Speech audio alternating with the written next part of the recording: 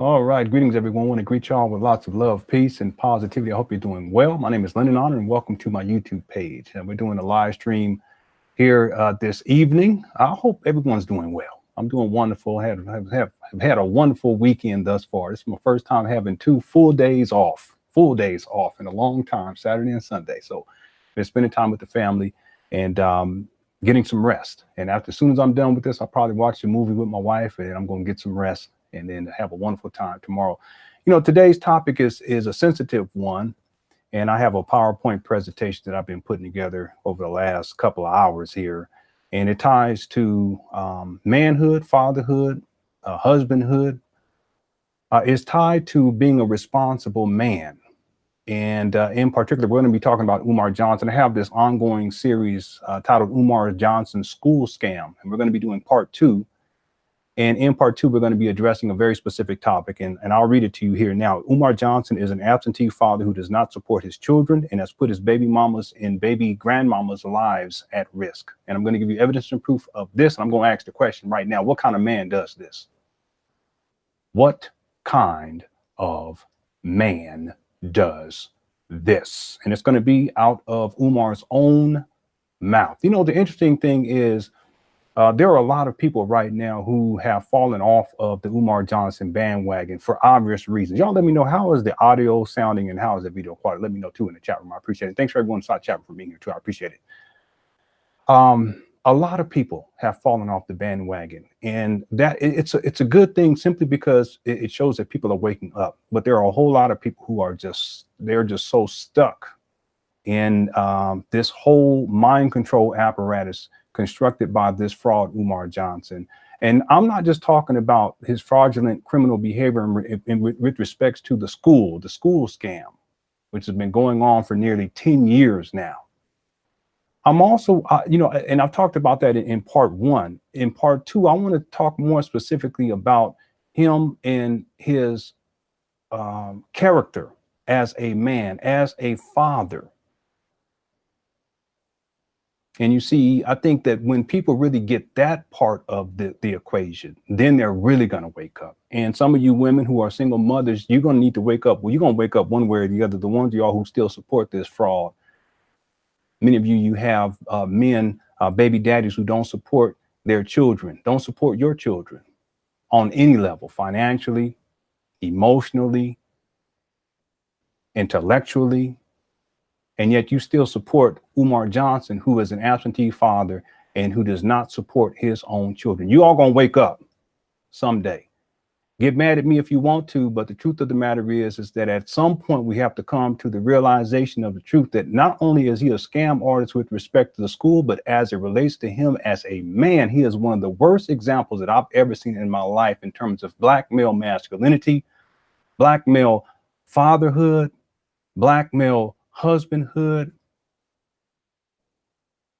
And he represents the lowest level of integrity that I've seen. One of the lowest levels. I'm not going to say the lowest. Okay. And I'm going to give you guys some receipts here today. We're going to be listening mainly to audio from directly sourced from Umar Johnson.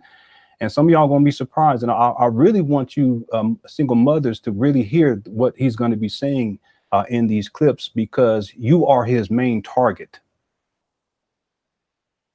He is a predator and he preys upon you in the first place. Okay. All right. Well, let's get on into this. I want to thank everyone again inside the chat room. Audio is good. Thank you so much. And look, okay, video is good too. Okay. Thank y'all inside the chat room. We do have a moderator here today too. Thank you so much, Rashida, for being a moderator. If you do have to leave at any point, just let me know and then I can pick somebody else, you know, to take over for you. But again, if you have people in there, and I'm just going to be real about this, who support this fraud, I'm not going to tolerate it. You know, the thing is this, it's going to be the last point before we get into this, people, is that there are enough people who have woken up to this fraud to where it's not even necessary for us to tolerate people who still defend him. And I'm not just talking about the school scam. I'm just talking about his character as a man. We have to set a higher standard. And you young men, you guys need to be very careful about who you following, because if you following someone who is a poor character, who don't take care of his children, who puts his baby mama's life at risk and his baby mama's life at risk, and in fact puts his daughter's life at risk, you need to be very careful you following someone like this. We got to do better than this.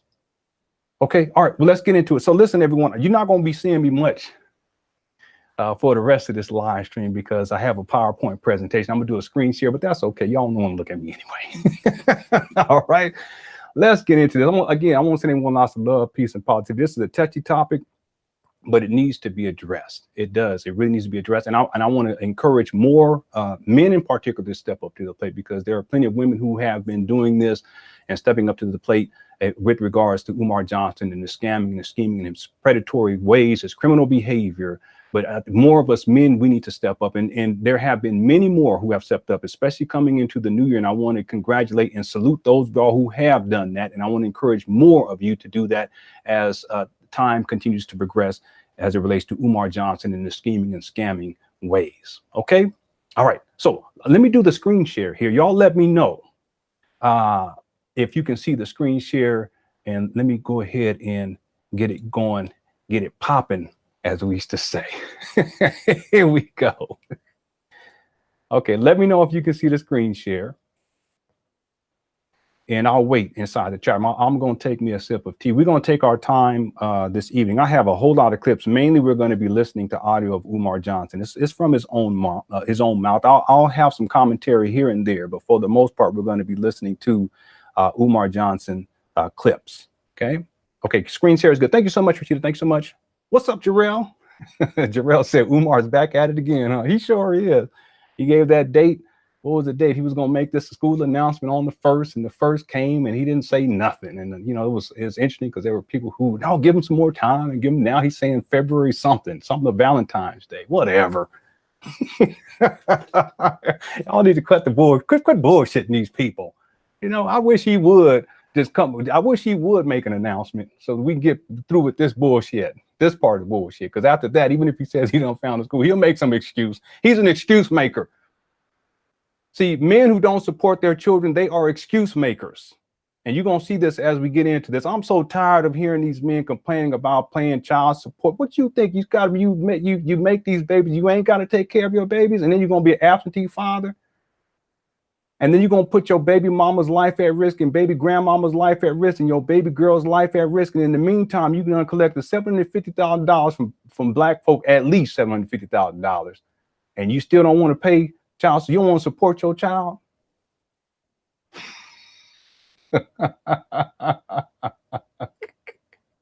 You got to be kidding me. We got to do better than this, people. We got to do better than this. Okay. Okay. So here's a presentation. This is Umar Johnson School Scam Part 2, and I have 3 pictures here. And I guess you can say the subtitle is Umar Johnson is an absentee father who does not support his children and has put his baby mamas and baby grandmamas' lives at risk. Now, I'm going to give you guys the evidence from his own mouth to prove this to be true. I'm not saying these things. Umar Johnson is saying these things. Okay. By the way, this is part 2. Part 1, if you haven't seen part 1, is Umar Johnson School Scam Part 1, an unfulfilled promise is a lie. And that was specifically talking about this phantom school that he keeps talking about he's going to build. Okay, so it's not going to happen, people. In fact, one of the main things that I tried to outline to you all is that one of his scamming tactics is to kind of let people give the illusion that somehow he's kind of getting started with this. And he hasn't been working on this for too long. Well, what do we have here, ladies and gentlemen? How long has this school scam been going on? Okay, here's Umar Abdullah Johnson, January 6, 2010. Oh my goodness. Promises in 2000, and this is January 6th. We're now January 26, 2019. Promises in 2010 to begin laying the groundwork for the Frederick Douglass and Marcus Garvey Pan-African School for Black Boys, specializing in learning disabilities and disruptive behavior disorders. This will be a private school, and yes, you will pay in order for your son to attend. Grand opening, what does it say there? Can y'all see that, by the way? What does it say, his grand opening? I'll wait. CJ says, I'm not going to read that other word you put in that, but that something, Umar still owes me my FDMG pillow. Don't bring up the pillows. Please don't bring up the pillows. Yes, Jonathan Cooper. There it is right there. It says you will pay in order for your son to attend grand opening. And it says it right there. I'll even put my little, there we go right here. September 11th, 2013. This is not chess. This is chess, not checkers. No, actually, it's just a scam. So back in 2010, he was talking about building this school, and he was obviously he's if he's talking about it here, he's been talking about it in advance of this, and he's going around, he's talking, and he's doing these lectures. Really, you know, anti-Bengali calls them hyena yelps. He does these hyena yelps, and he collects money. He's been collecting money for this school for a long time, probably going back to 2010. Okay, so people, he says it's only been 4 years. No, it's been like 9 years. And the fact of the matter is that he said the grand opening was going to be in 2013. Here we are, ladies and gentlemen, in 2019. No school in sight, nothing. Okay, so the scam continues. But you know, the truth of the matter is that the school scam is just one aspect to this. The other aspect is his character as a man, very poor character as a man, as a husband, as a father. One of the worst examples, the poorest examples I've seen. And I've seen a whole lot of them in my life. So in part two, what I like to do is I want to give you some examples of Umar Johnson as an absentee father who does not support his children, and someone who has put his baby mamas and baby grandmamas' lives at risk. What kind of man does this? And this is the same man who wants to build a school for all black boys. Really? Or does he really want to build a school for all black boys? When was the last time you heard Umar Johnson do a lecture to all black boys? Doesn't happen. I'm going to say that again because I want that to sink into you all, for you all. When was the last time you saw Umar Johnson do a lecture in front of all black boys?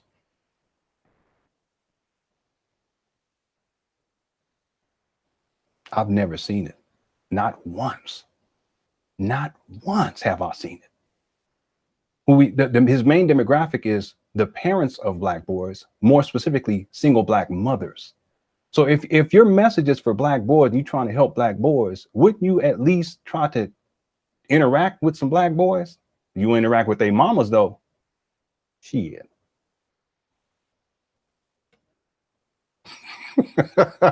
Here we go. So let's get this started. I want to share something with you because oftentimes Umar Johnson, he contradicts himself all the time. He's a total hypocrite. And in this particular clip, I'll let you listen to it. And I just want to just speak to a particular issue because sometimes he says things and they sound nice, but it's actually contradictory to how he's living as a man. Character matters. People say, you know, you can dismiss the character for the message. It's not about the messenger. No, it's actually about both. If I get up here and I'm talking about how we need to be dedicated husbands to our wives, we need to take care of our children, and we need to do our best. We need to be present. We need to be emotionally available. We need to be intellectually available. We need to keep our children safe and protected mentally, physically. If I'm saying all that, but then, you know, I get off of here and then I'm abusive towards my wife. I'm yelling and screaming at my children. I'm hitting my children. I'm an absentee father. I don't take care of my children. I don't put food on the table for them. Total hypocrite, right?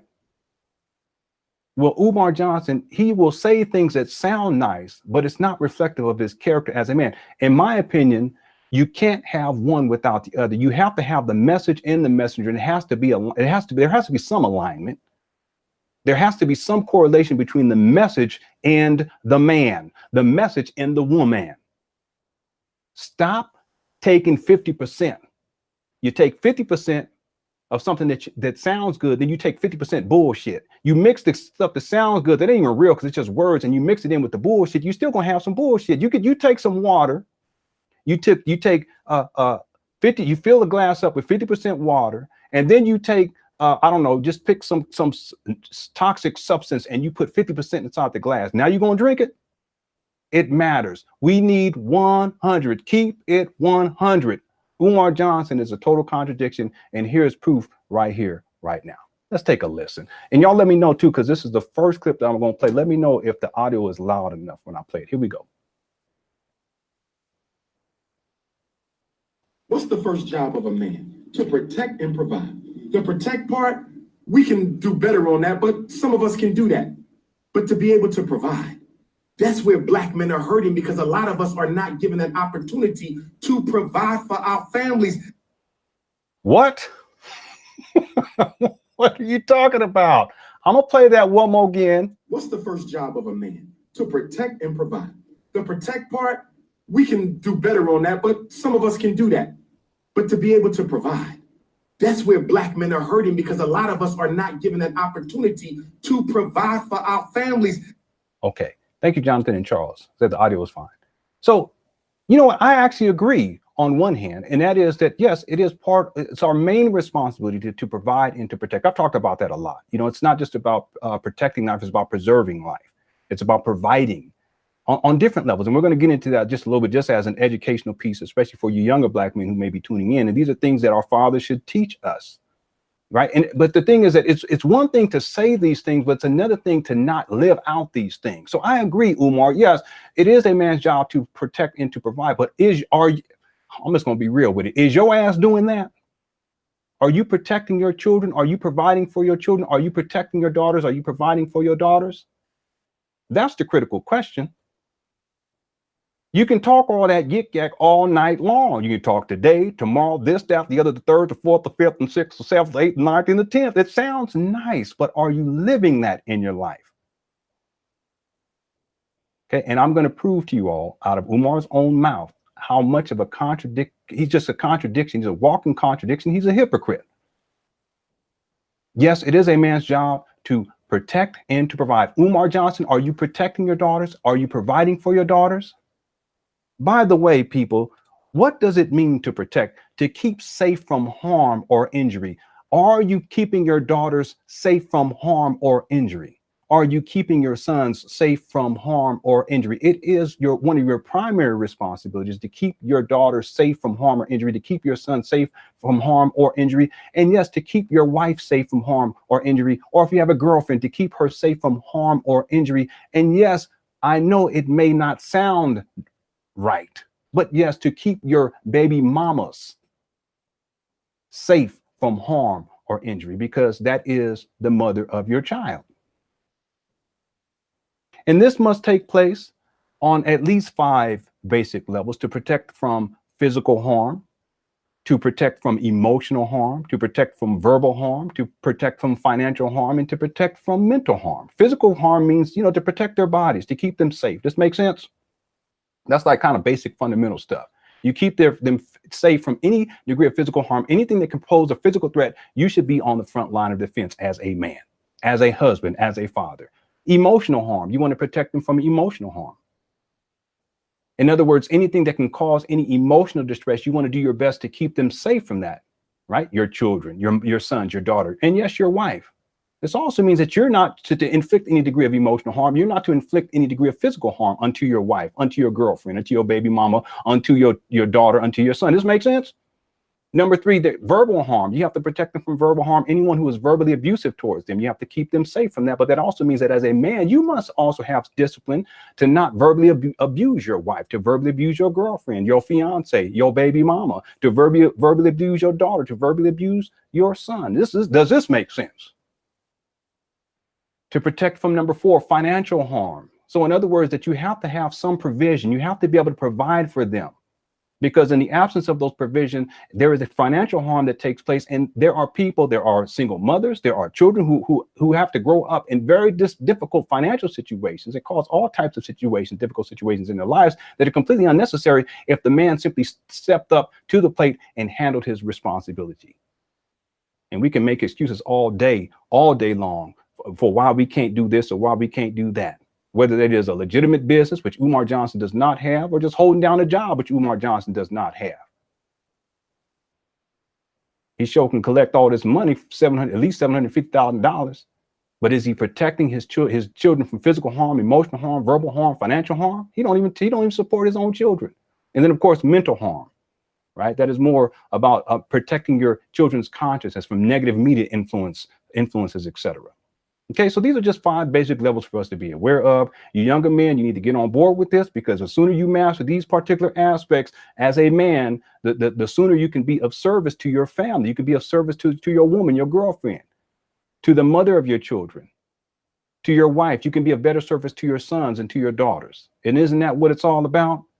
Right? So Umar, listen, I agree on that. And here, what's the first job of a man? To protect and provide. The protect part, we can do better on that, but some of us can do that. But to be able to provide. Okay, well, are you doing those things? And are you doing those basic things, in particular for protection on 5 basic levels: physical harm, emotional harm, verbal harm, financial harm, mental harm? Are you protecting your daughters from this? And for you other men out there, are you protecting your daughters, your sons? Are you protecting your wife? Are you protecting your fiance, your girlfriend, and yes, your baby mama too? So I want to be clear. He mentions 2 things. And what are the 2 things? To protect and to what? What's the first job of a man? To protect and provide. The protect part, we can do better on that, but some of us can do that. But to be able to provide. Okay, so to provide, what does that mean exactly? Provide, to make preparation to meet a need. So there's a need that exists. See, and as we get older as men, we recognize that there are needs that need to be fulfilled. And the sooner we recognize the needs, and the sooner we can go about the process of fulfilling those needs. It's part of being a man.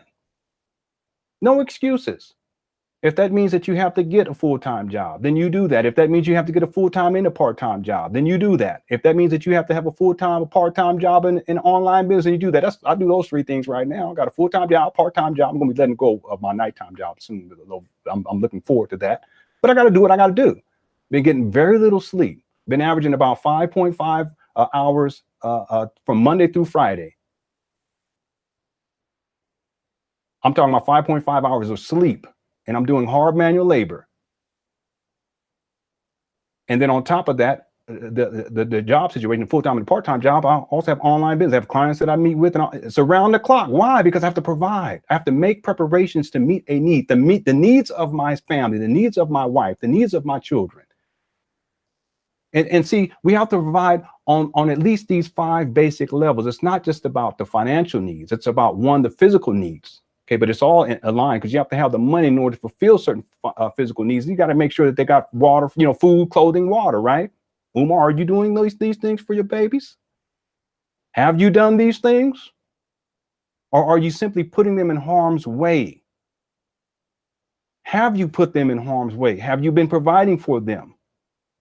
Well, we'll see in just a moment here. Well, not in just a moment, because we're going to be tackling this on 2 separate issues here. We're going to deal with the making provisions, providing, but then also protecting. We have to provide on 5 basic levels: physical needs. And physical needs is interesting too. Just as a side note, as an example, physical needs, it means affection too, to be able to give those hugs and give those kisses, or to hang out with your children sometimes. And I've been so busy. The other day, that's why I had to leave this. I have to leave this nighttime job, and I can make up the difference just by putting more time and energy into my online business, and I can make up and make up for the loss of income by letting go of my nighttime job. But the other day, my son, my oldest son, he's about to be turning 15. My goodness gracious, it's been 15 years. Me and my wife have been together now for almost 18 years. He's about to be 15. My goodness gracious. Every time I think about it, it's amazing. But anyway, he was walking by, and I didn't have no shoes on. So because I usually have my work boots on before I go to work. And that's pretty much the only time I'm being able to see them. My children is like in between jobs. Like I'll come home anyway. So until the weekend. But anyway, so I didn't have my shoes on. So he walks up to me, and I look, and the boy is almost as tall as I am.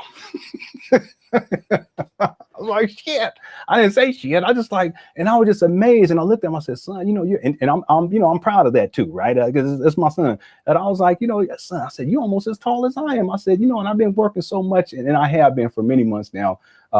Even going back to last year, and the year before that, I just been working so much, and I missed out on some of these things. Just being able to see them kind of grow. It's just I didn't recognize it, and then all of a sudden he stands next to me. I'm like, man, what happened, right? And I kind of, on one hand, I feel bad about that, but then on the other hand, I recognize I got to provide for my babies. I got to provide for my children, right? So we have to provide for the physical needs. We have to provide for the emotional needs. That means we have to be emotionally present. We have to be able to be in tune with what our children are feeling at any given time. We have to be in tune with what our wife is feeling. That's part of being a man. A lot of men don't want to hear that talk. I don't want to hear all that. No, that's part of it too. We have to have the levels of emotional understanding and emotional maturity. Umar Johnson doesn't have this. He's off the chain emotionally. He's emotionally immature, and he's up and down. Emotionally, he's a wreck. He'll just flip out all of a sudden. He's like, what is going on here? We have to be able to provide for the emotional needs of our family. And number three, we have to provide for the verbal needs. And that's really about the communication and having the conversations with our children, having the conversations with our wife, with our girlfriend, with our baby mamas, if that, whatever the situation happens to be. And then, of course, there's mental needs. That's the intellectual needs. And we have to be able to provide for those needs as well, making sure that they have the proper education, the books, and you have an intelligent conversation to stimulate their mental growth, as it were. Not just the mental growth of your children, but also as you interact with your wife, you guys help each other to grow mentally. And then, of course, number five, one of the fundamental aspects of this is the financial needs. And all this is all of these things are important. Financial needs we're going to be focusing on more specifically because we're talking about Umar Johnson. How you going to collect $750,000 and you got child support going back? Y'all ain't going to believe how many years going back. Can't you just take a little bit of that and put it on your children? Why wouldn't you do something like that? What kind of man? What kind of man you gonna take from single mothers who's struggling and they baby daddies, many of their baby daddies ain't taking care of their children. They're not providing. You're gonna take money from them, and then you ain't even got enough sense to go ahead and take care of your own children. But I shouldn't be spending the money that way. Well, where's the money at then? I mean, what? Shit. Speaking of financial needs too, by the way, we're going to be looking at, and this is from his first baby mama. We're going to be looking at some documentation from the Pennsylvania Child Support Program, and these are some screenshots. Some of these screenshots you can't find them anymore on the website because there's a reason why. I guess I can say, but I'm not going to say. Well, no, I'll say it's just that some of these things, it goes back so far that the database itself actually cuts off at a certain point. Like they just won't hold it in the database. But I do have screenshots, and I'm going to be sharing some very specific things here. And there's a docket details, and you can find this again. Oops, I'm sorry. You can find this on Pennsylvania Child Support Program, their website, and you just sign up, and you can put in litigants. Obviously I redacted the baby mama's name here, the docket number here in the case, but you can find this all online. This is more, I don't want to put this information out there and then her name is on here. It's more of a security thing and wanting to protect her. I mean, as men, that's what we should do, right? Umar Johnson's ass won't even do that for his own baby mama, and yet here I am, and I'm trying to do that for his baby mama. What kind of man? There's his name, Abdullah Johnson, Umar R. Abdullah Johnson. And then here are the docket descriptions, and we're going to be getting into some of this, and it's going to go back quite a few years. All right. Okay. So we're going to play this one more time. Let's take a listen. What's the first job of a man? To protect and provide. The protect part, we can do better on that, but some of us can do that. But to be able to provide, that's where black men are hurting, because a lot of us are not given that opportunity to provide for our families. Okay. So to protect and provide. So I want us to be clear about something too before we get deeper into this, that it's not just to protect and provide for our wives or for our baby mamas or for our children or for our fiancés or our girlfriends. As men, we must protect women and children in general, and to protect your wife and your children in particular. I'm going to say that again. To protect women and children in general, and to protect your wife and children in particular. Can y'all see that? Some people said it's blurry. How does it look now? Y'all let me know if everything is okay. All right. So I want to be clear about that it's part of being a man to protect women and children in general, and to protect your wife and children in particular. Now, I'm going to say this before we get into this, that Umar Johnson has placed his baby mama and his daughter's life in jeopardy. And this is something that's bothered me for a long time now. It's been over a year. And I'm going to play some clips, but this has really struck a chord with me, because we're talking about protection, that we want to keep our wives safe. We want to keep women safe. We want to keep our baby mama safe. I mean, even if we don't have a positive relationship with the baby mama, the idea is that, hey, this is the mother of my daughter, and that if anything happens to her, it's going to have an adverse or negative effect or deleterious effect on my daughter or on my son. So you want to keep the baby mama safe too. You want to keep the mama safe. If it's your wife, you want to keep her safe. This is something that's bothered me so much about Umar Johnson, because it's not just about his message, which I think a lot of it is a bunch of bullshit anyway. but it's also about his character. So I'm going to say it again. Umar Johnson has placed his baby mama and his daughter's life in jeopardy. And it goes even beyond that.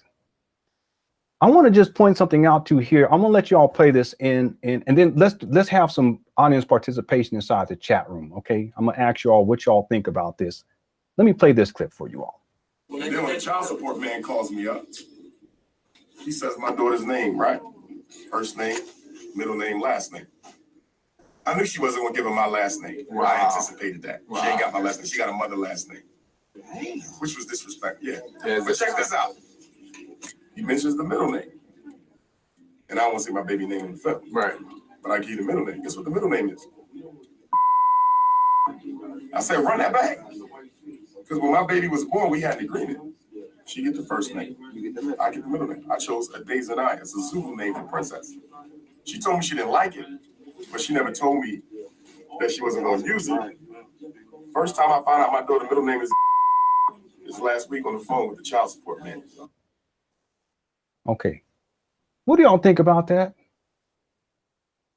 Go ahead and post inside the chat. What do you think about what he just said? I'm going to play it again before we move on to the next clip. But what do y'all think? In general, what are your thoughts about this? And there's two things I just want to point out, and I'll do it now as I wait for y'all to type inside the chat room. One is that what he's saying is that he doesn't even know his daughter's middle name at this point. And at that point, she was at least 6 years old. How is it possible that you live in the same, well, I can't even say that. Because living in motel to motel, you don't have permanent residence. But he is from Philadelphia. How is it possible that you don't even know your daughter's middle name? What kind of shit is that?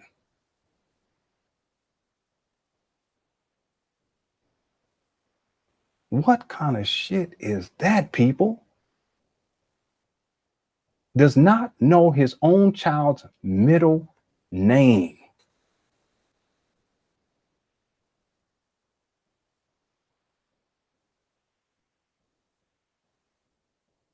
My goodness gracious.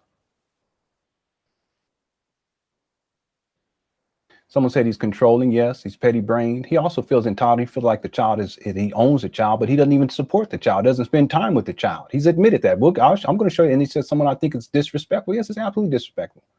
And someone said, how is he that uninvolved in his daughter's life? How is it possible that you're that uninvolved in your daughter's life, and to the point where you don't even know her middle name? What kind of shit is that? I'm sorry, people say, damn. Yeah, Avion, what kind of shit? I mean, I've seen it before, but for someone who gets on the, has a platform and is always talking all this yik yak about the black family, we got to save black boys and all this bullshit. He don't believe in none of that shit. How is it that you don't even know your daughter's middle name?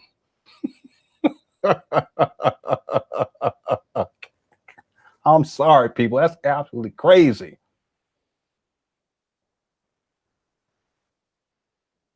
Let me play it back one more time before we go to the next one. And then when the child support man calls me up, he says my daughter's name, right? First name, middle name, last name. I knew she wasn't going to give him my last name. Wow. I anticipated that. Wow. She ain't got my last name. She got a mother last name. Damn. Which was disrespect. Yeah. So somehow, because the woman, he ain't involved in the baby's life. He doesn't support the baby. But for some reason, he feels like it's disrespectful to him that she didn't name the baby and give the baby his last name. See the sense of entitlement? It don't work that way. Just because you get a woman pregnant and walk away doesn't mean that somehow the woman must give that baby your last name. It don't work like that.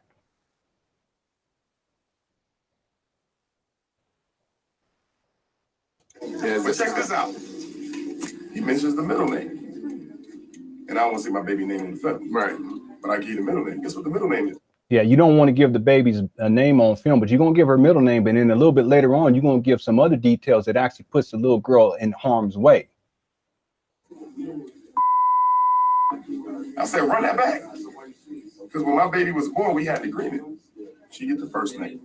I get the middle name. I chose Adezanai as a Zulu name for princess. She told me she didn't like it, but she never told me that she wasn't going to use it. First time I found out my daughter's middle name is was last week on the phone with the child support man. Ain't that some shit?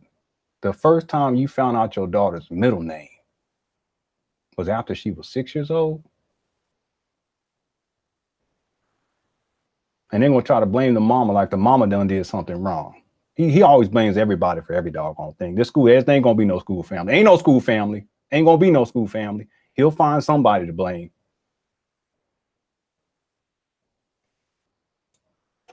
Let's move on. Here's another clip here. My baby girl's 6.5. She never been anywhere with me in 6 years, bro. Not to the movies, the zoo. If I want to see her, I got to go to the grandma house. For what? For what? Okay. I don't know if I should play this straight through. Y'all let me know, what would you prefer? Me play it straight through, then play it back with commentary? I don't know what's the best way to do it. Let me try this way. I'm going to go ahead and play it straight through. My baby girl's 6.5. She never been anywhere with me in 6 years, bro. Not to the movies, the zoo. If I want to see her, I got to go to the grandma house. For what? For what? Because I didn't marry you. For what? You don't do that. And that's what they do. When they ride up down Avenue, they get the address, because I would damn well tell you. Because I want everybody to go to sister and mama selling them vegan platters, talking that soul vegan shit. They say, why can't this man see his baby without y'all sitting in his face? Okay. Yeah, I'll do that. I'll go ahead and play it straight through. Then I'll give commentary. Then I'll play a different segment. So I just want you guys to be clear that what he's doing here is he's complaining about having to go to his child's grandmother's house to see the daughter. I don't see what the problem is with that. I mean, see, real men and real fathers, we will do whatever it takes in order to see our babies. It's that simple. It's that simple. If we have to swim across the ocean, we're going to swim across the ocean. If we have to climb the highest mountain, we're going to climb the highest mountain. If we have to, fight off hordes of criminalized zombies, we're going to fight off hordes of criminalized zombies to see our babies. That's what men do. That's what fathers do. But this Umar Johnson, all he does is give excuses. He tries to blame the baby mama. He tries to blame the grandmother's, the grandmother. He tries to blame the situation where he does, and we'll get into this a little bit later. He doesn't have custody, obviously. How you gonna have custody? He ain't got permanent residence. He doesn't have custody, but his visitations, what do they call this too, by the way? Supervised visitation. So he has to go, and that's a situation for a lot of men and for some women too, right? That they have to go, and it's the grandmama may be there, the granddaddy may be there, the uncle may be there, what have you. He's complaining about that. But if that's the situation, why would that matter? You still go see your baby. It's that simple. Unless you don't care about your baby. And if you don't care about your baby, then you're just going to make excuses why you can't do that. And that's what you should do as a father. That's what you should do as a man, because as a father, you will do whatever it takes to be and spend time with your children. Does this make sense? If it doesn't make sense, you need to restructure your mentality, especially younger men. If this don't make sense to you and you got babies out here and you're not spending time with them, you're making all these excuses, you need to get your shit together. And if you're following someone like Umar Johnson, he can lead you astray very easily. Then the other part of this is he gives out his baby mama and baby grandmama's names in their business address. What kind of man does some shit like this? This is what I'm getting to in terms of putting his baby mama's life at risk, his baby mama's life at risk, and also by proxy, he's putting his daughter's life at risk. And you're doing this on the internet. You're giving their names. You're also giving their business address. Okay. I'm going to play it again straight through because you may not be able to hear because I'll put in beeps where he gives out particular types of information. It's more of a security issue than anything else. Okay. Let me play this again. My baby girl's 6.5. She never been anywhere with me in 6 years, bro. Not to the movies, the zoo. If I want to see her, I got to go to the grandma house. For what? For what? Because I didn't marry you. For what? No, you go to the grandmama's house to go sit and see your child because that's what you're supposed to do as a father. That's why. That's part of providing. You're providing your emotional support. You're providing the physical support by being present because you have to be present in the first place. That's why you do it. Not because you didn't marry her, but because that's what you should do as a father. That's what a man does.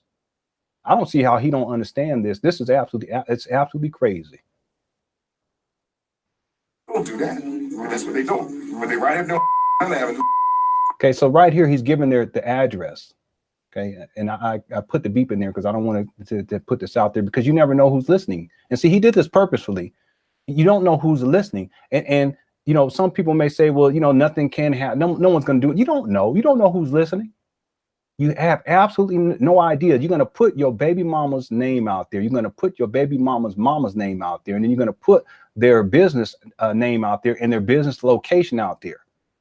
You're putting them in harm's way. This has bothered me for such a long time, people. This just goes to show you the character of Umar Johnson. And y'all think he's going to somehow, he has enough sense to take care of your sons at this fictitious fake ass school? You got to be out your damn mind. Any of y'all who even considering, ain't going to be no school family, but let's say that for some miracle, he creates a school on Mars. For any of y'all who are considering putting your child in that school, you're negligent. You're an irresponsible parent. Because if he's willing to put his own daughter's life at risk, why would you think that somehow he gives a shit about your child?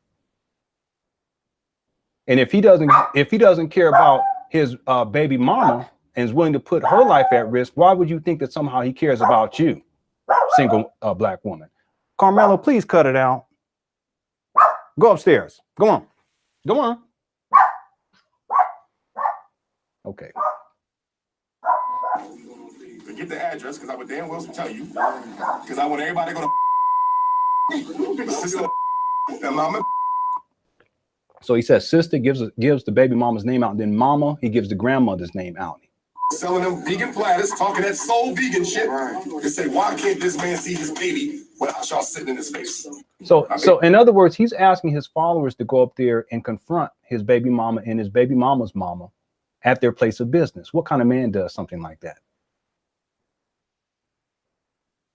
See, what did I say? He has placed his baby mama, his baby mama's grandmama, and his baby mama by proxy in harm's way. Because you don't know who may be listening. Maybe some crazy lunatic out there listening. He says, okay, I'm going to go up there and I'm going to handle some business on behalf of Umar Johnson.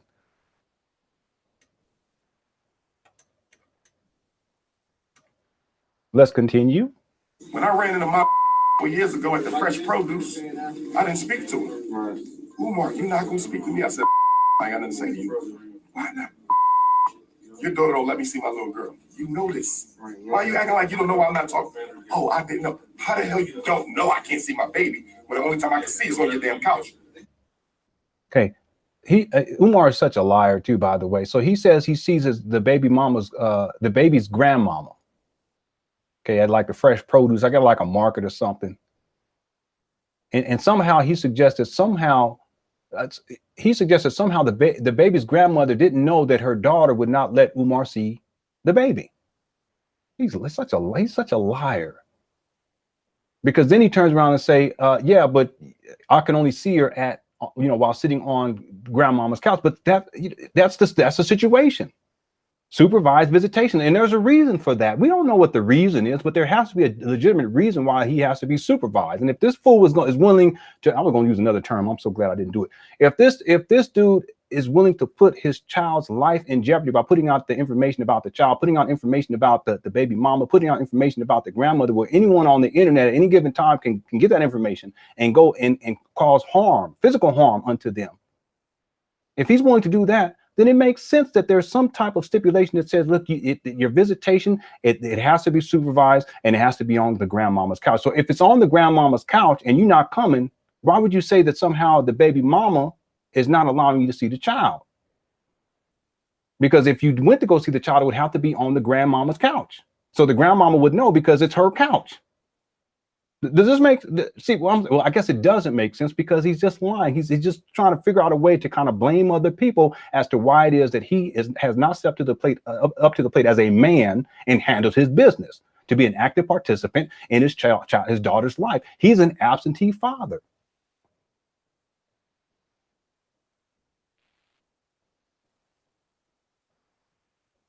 You go to my daughter's mother, it'll be real interesting to see what she says. Right. Because I'm living in the same city. You know what I mean? It'll be real interesting to see what she says when you say why he can't spend time with his child alone. You can't say why he can't see his daughter.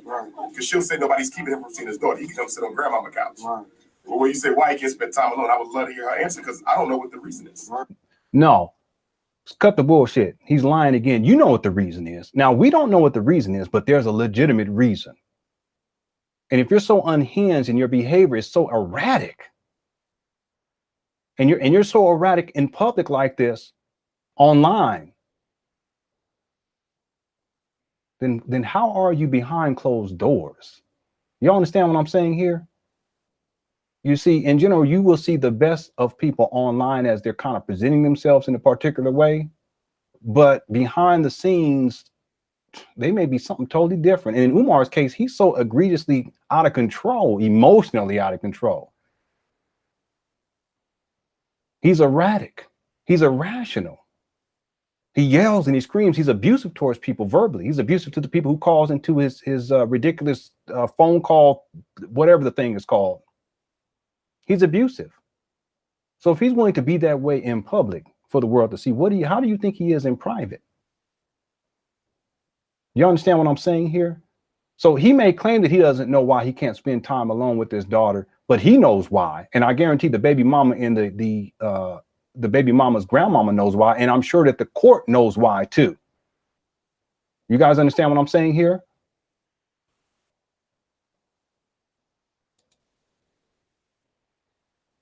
Now get this. And not only that, she put my baby in a white. My little girl. Why is Dr. Umar Johnson's daughter racist, white supremacist?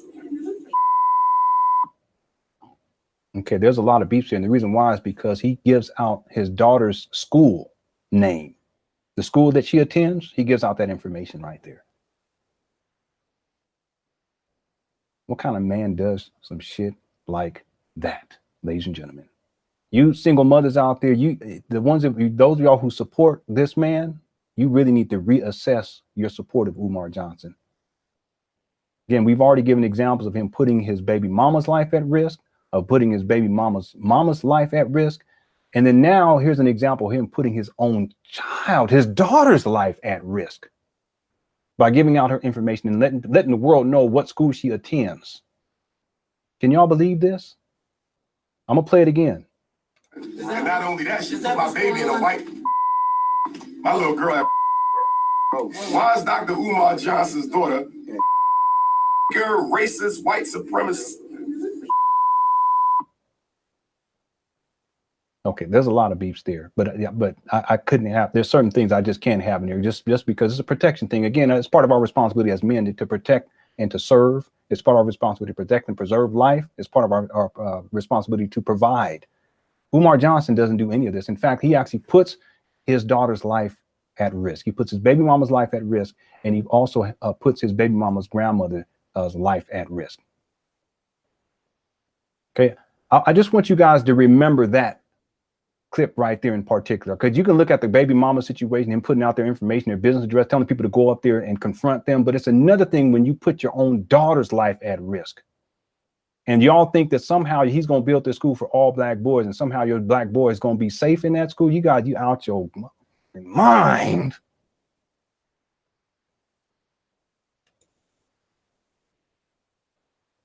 And then he takes it even a step further. Go to. Why can't that man see his child? I think it's like they are open on Thursday, Friday, Saturday, Sunday. Go in there, say, mother, you the grandmother. What you doing? Why this man got to go to the white man? I don't want to go to the white man.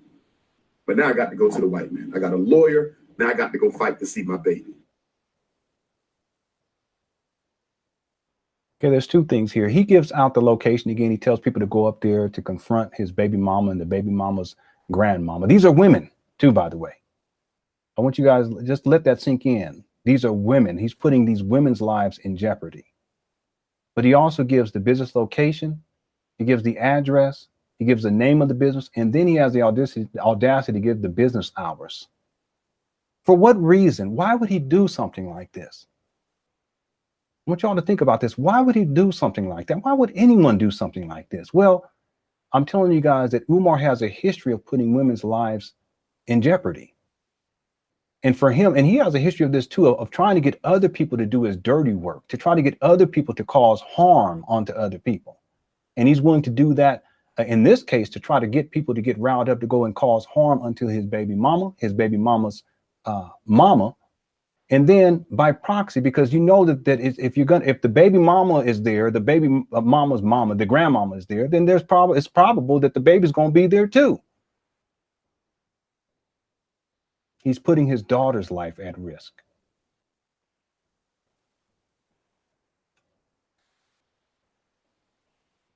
What's the first job of a man? To protect and provide. The protect part, we can do better on that, but some of us can do that. But to be able to provide, that's where. Okay. Oh, goodness. I'm going to take a moment just to step back, because this has really bothered me for over a year. You know, sometimes we excuse the character of people because we get so caught up in the rhetoric of a person. And sometimes they say exactly what we want to hear them say, and it fortifies our belief system, and it makes us feel as if someone knows what we're thinking or someone is representing us. But the truth of the matter is that you're dealing with someone who is criminal minded and who does not care about other people's lives. He doesn't even care about his own daughter's life. This has bothered me for such a long time. You know, and as someone who is a committed father, I'm not perfect, but I'm definitely committed.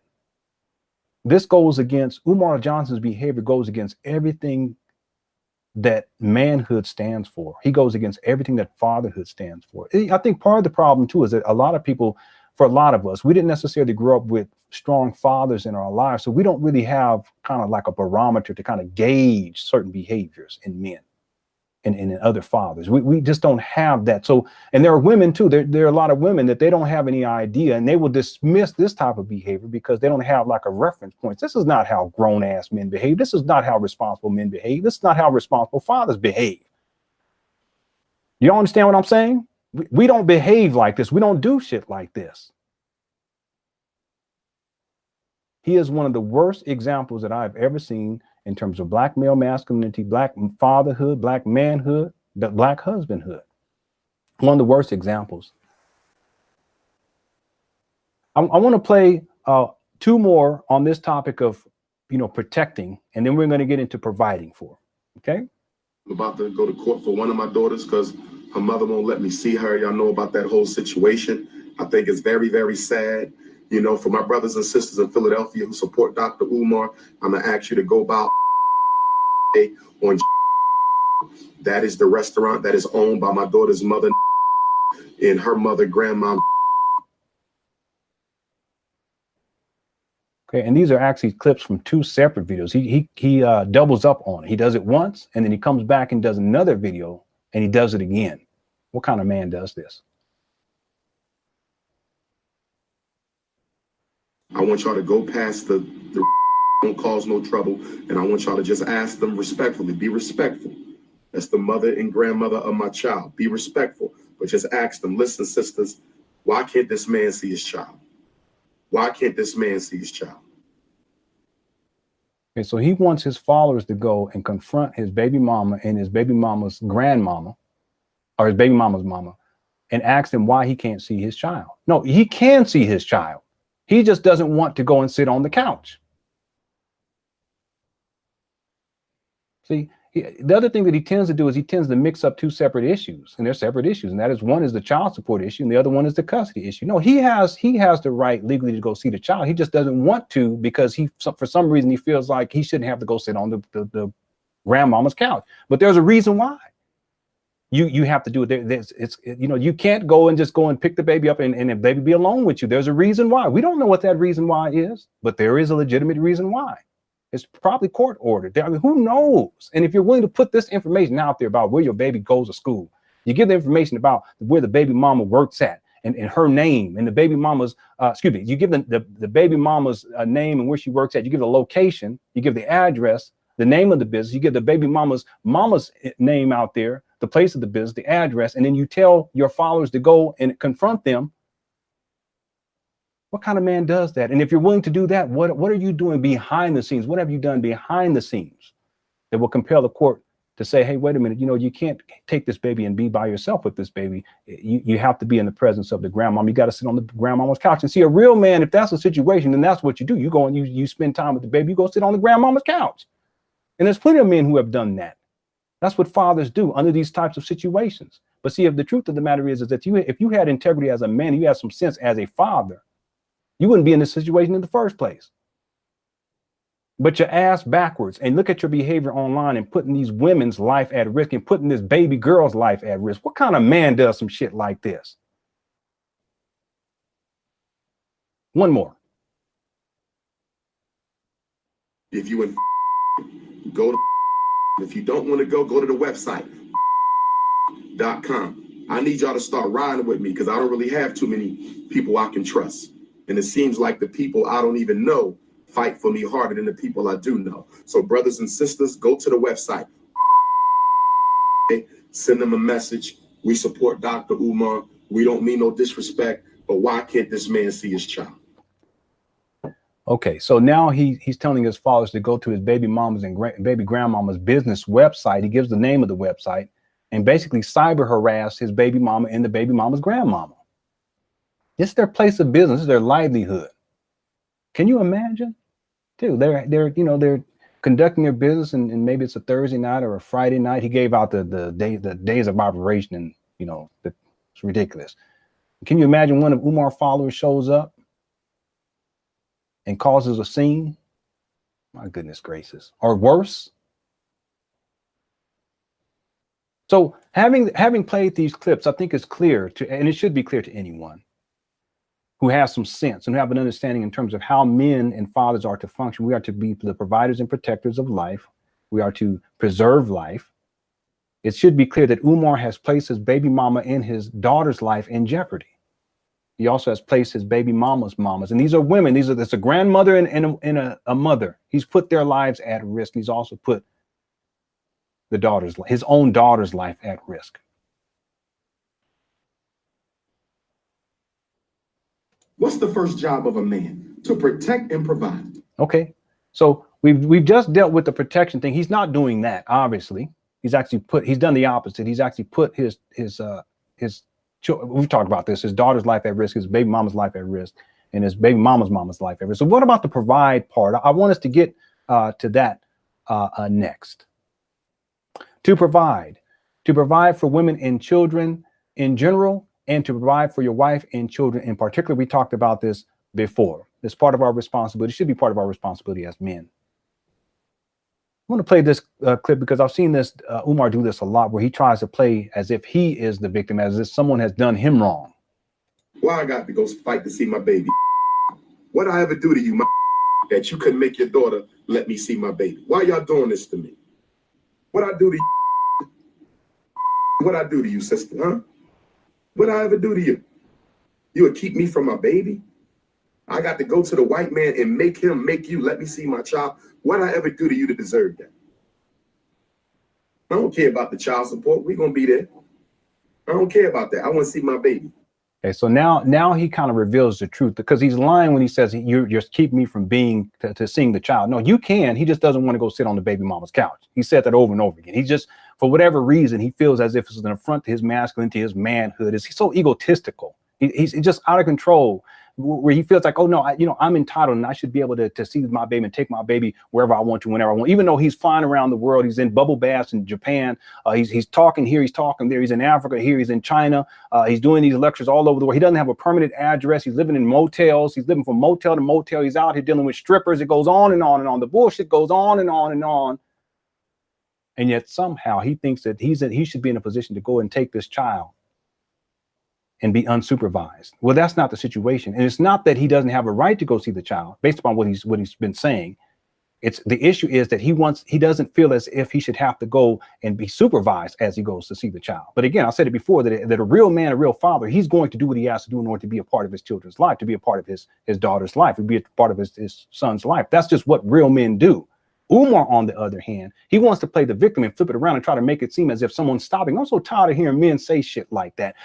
These women, these baby mamas are stopping me from doing. No woman have that kind of power over you.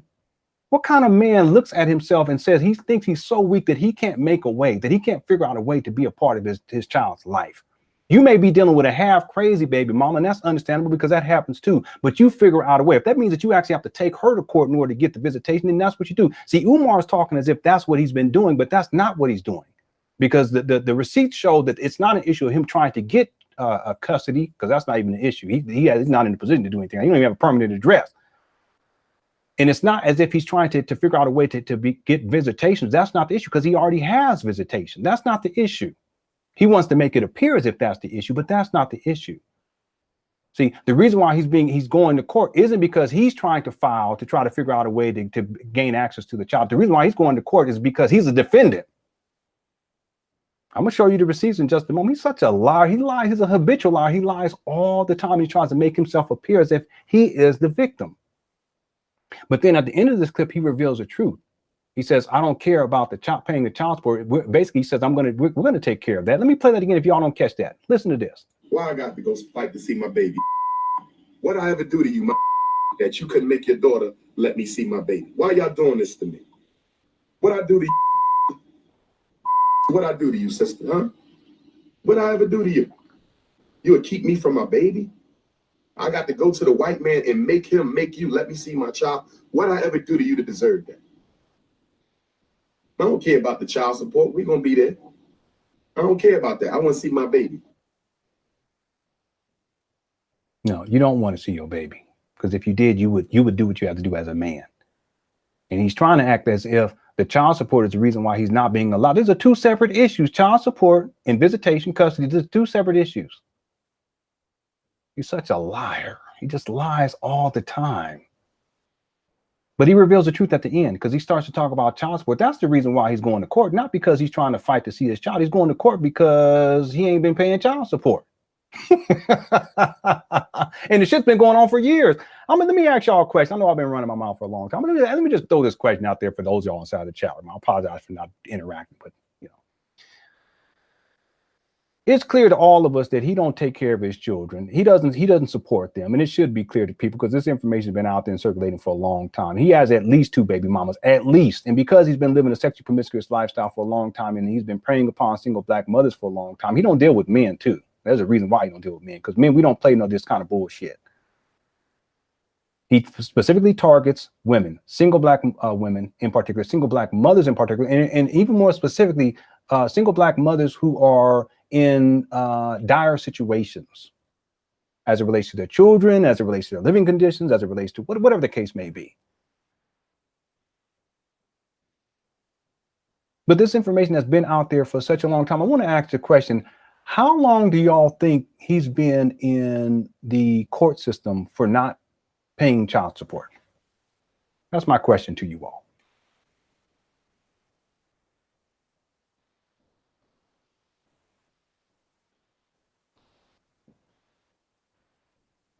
I'll wait.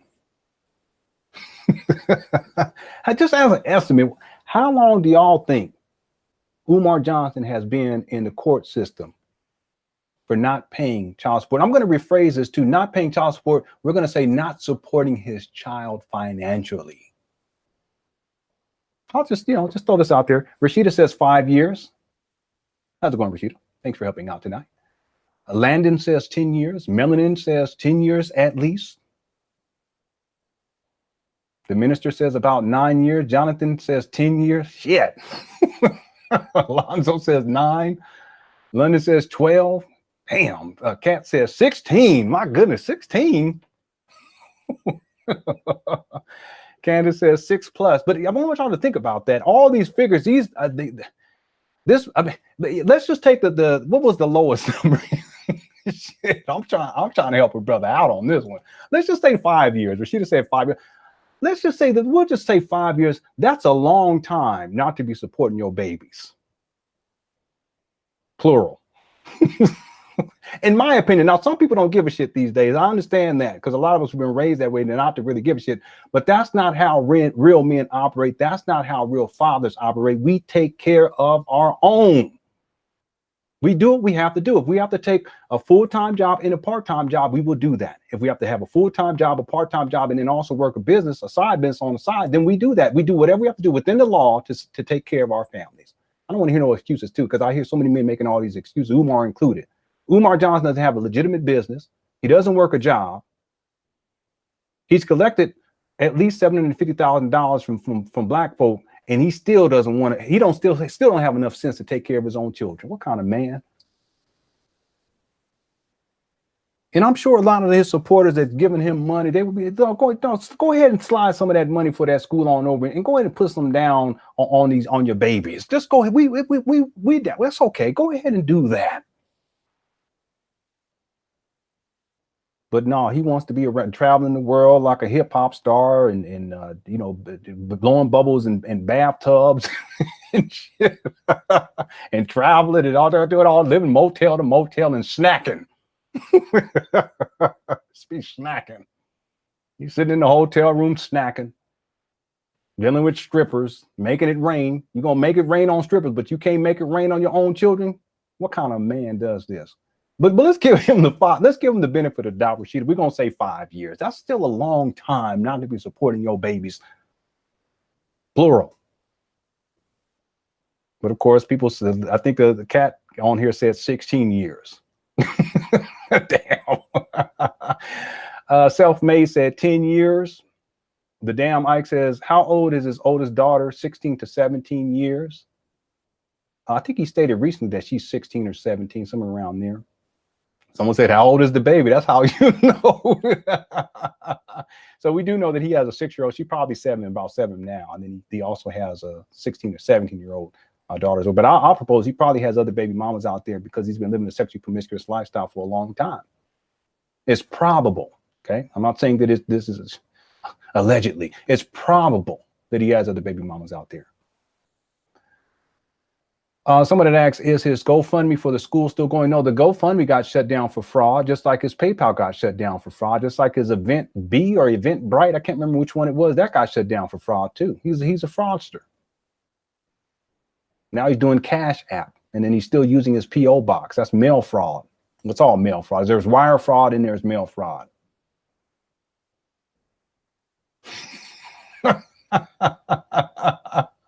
Someone said, Asia said, however old the baby is, that's how long he's been in child support. I don't mean to laugh, but it's true. That's what, well, okay, I'll leave it at that. You're right about that. Someone asked, what do you think about what he did with the money? I can't answer that. I mean, if he's selling pillows, he's selling FDM pillows that look horrible. I wish I had a picture to show that.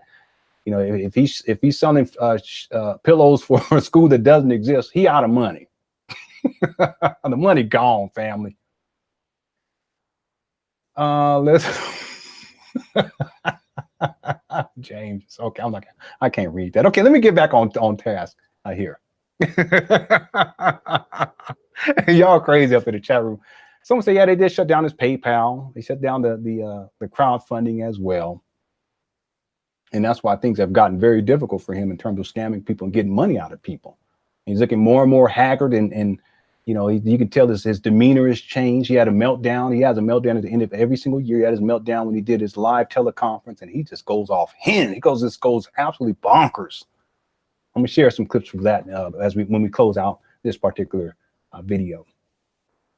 Okay, so I just want to play this because he likes to play as if he is the victim, but he does admit that the issue is child support. I'm gonna play this one more time, then we're gonna get into the child support. Why I got to go fight to see my baby? What I ever do to you, that you couldn't make your daughter let me see my baby? Why y'all doing this to me? What I do to you? What I do to you, sister, huh? What I ever do to you? You would keep me from my baby? I got to go to the white man and make you let me see my child. What I ever do to you to deserve that?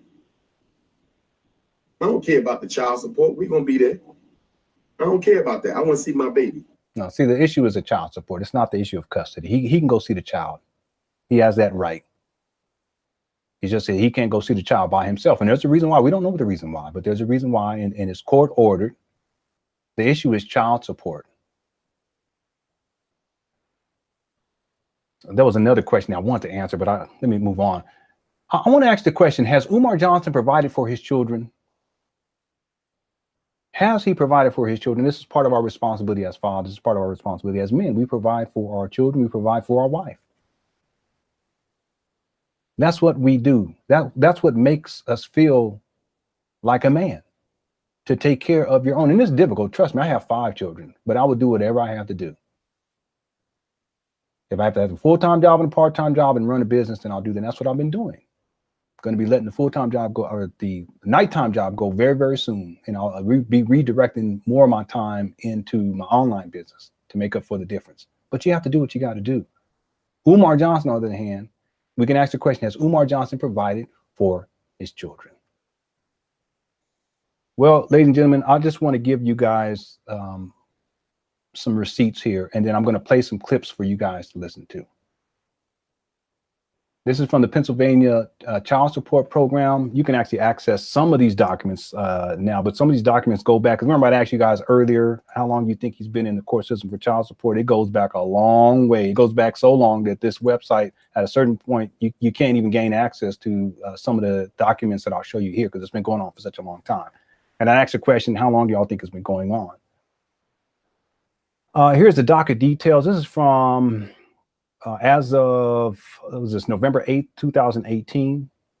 And if you guys can see that here, I can actually zoom in and let me know if you guys can't see this inside the chat room. This is from his second baby mama, by the way. And it looks like a complaint for support was filed pro se on, what is this, October 12th, 2017. And then there was a paternity order issued, and he basically established as a biological father. And that was, what was it, March 20th, 2018. Then 2 months later, almost 2 months later, interim order in effect with the conference officer, and there was a final order. There was a non-agreement. By September 12, 2018, there was a contempt petition issued against the defendant, meaning Umar Johnson. He was found in contempt. There's a genetic order issued on, what is this, October 2nd? Did I get these dates right? Yeah, October 2nd. And then another contempt order. There was a contempt order that was finalized. And then, what is it, September 5th, 2018, a pro se contempt petition filed by the plaintiff. Okay, and this is all dealing with child support. Basically, he hasn't been supporting the child since the child was born. Okay, well, we can say, this to be more specific, when the woman filed was in 2017. So let's be very clear. We know that at the very least since 2017. Okay, and this is from the second baby mama. I want to play something to you all, because this just shows you how Umar, he's a habitual liar. Listen to this. Role of the court. Now, the court don't help this at all. My God, there's nothing worse than going in front of a white man and say, can I see my daughter? And one time the judge looked at me and said, wait a minute, I know your face. I said, oh, shit. He was on YouTube. You're that psychologist. Not me. I sweep streets, dog. I don't know who you talking about. The judge knew who I was, but I was able to get out of it. Because he would have never gave me my baby. Role of the court. Now, the court don't help this at all. Because he would have never gave me my baby. Would have never gave me my baby. Please stop. Let's call it a hyena yelp too, by the way. How's it going, Maya? I haven't seen you in a while. Well, I haven't been too active here on YouTube, but I'll be more active once I let go of this nighttime job. I'm looking forward to it so bad. What was I going to say about this? So Umar says that when he was in court, the judge recognized him from YouTube. You got to be kidding me, man. Come on now. Please stop it. Can you believe this shit? It's out of control. And he does it a lot. He lies so much. He's a habitual liar, people. Just be making up stuff. And I've seen him just make up so many lies. Just so many lies over the years. Well, when I was editing this, because I had to do I spent quite a few hours a day putting this presentation together. And my wife, she was sitting down here in the den, and she was like, what are you just saying? Why does he sound like that? Why do you keep screaming? Sometimes you're like, why? That doesn't make any sense what he's saying. I said, I know that's because he's lying. Well, why does he keep screaming like that? Every time he would scream, we do the hyena yelp. My wife was just start cracking up, and I'll just start cracking up too.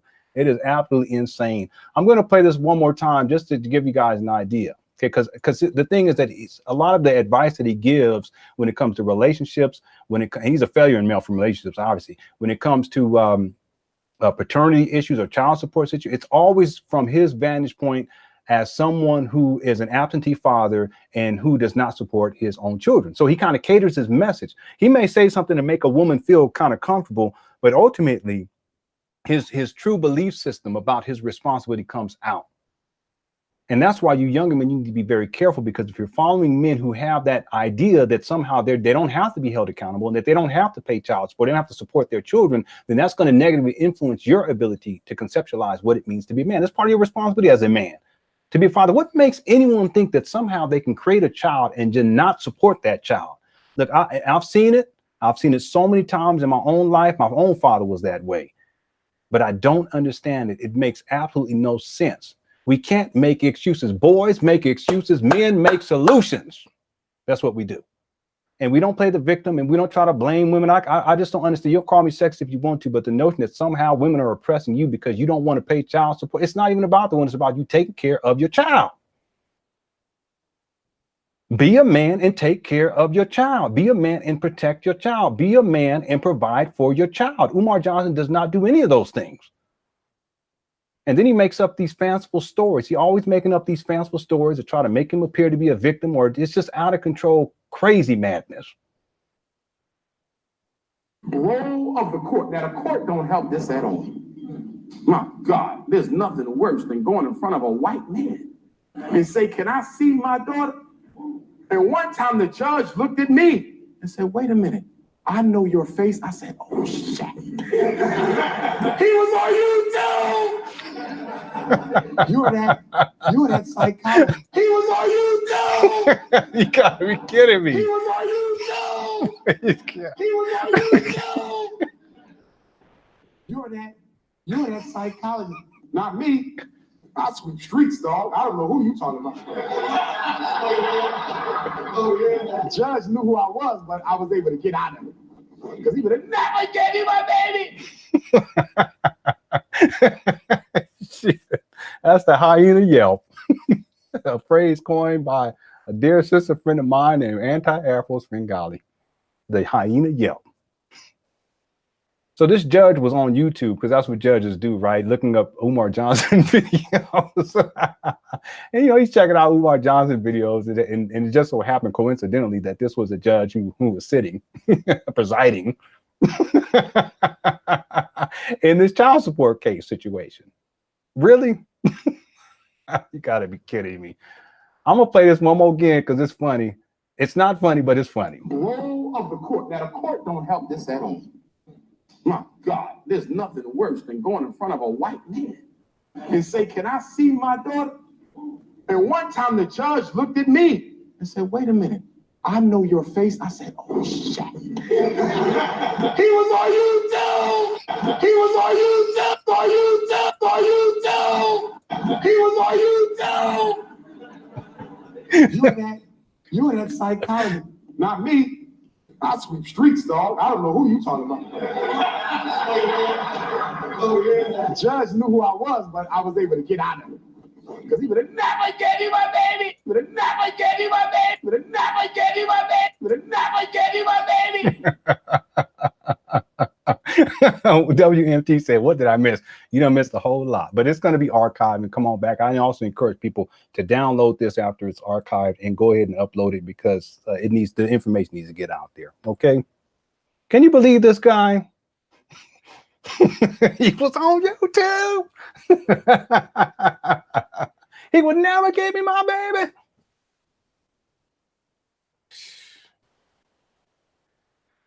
Wow. Let's go on. And what I find is there's always Black women involved who co-signed it. When I went through it with my oldest daughter, the grandmother co-signed my daughter's mother keeping my daughter away from me.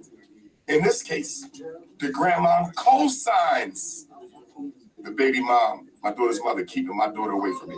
So there's elders who sanction this behavior. And most women are dishonest about it. That's another part.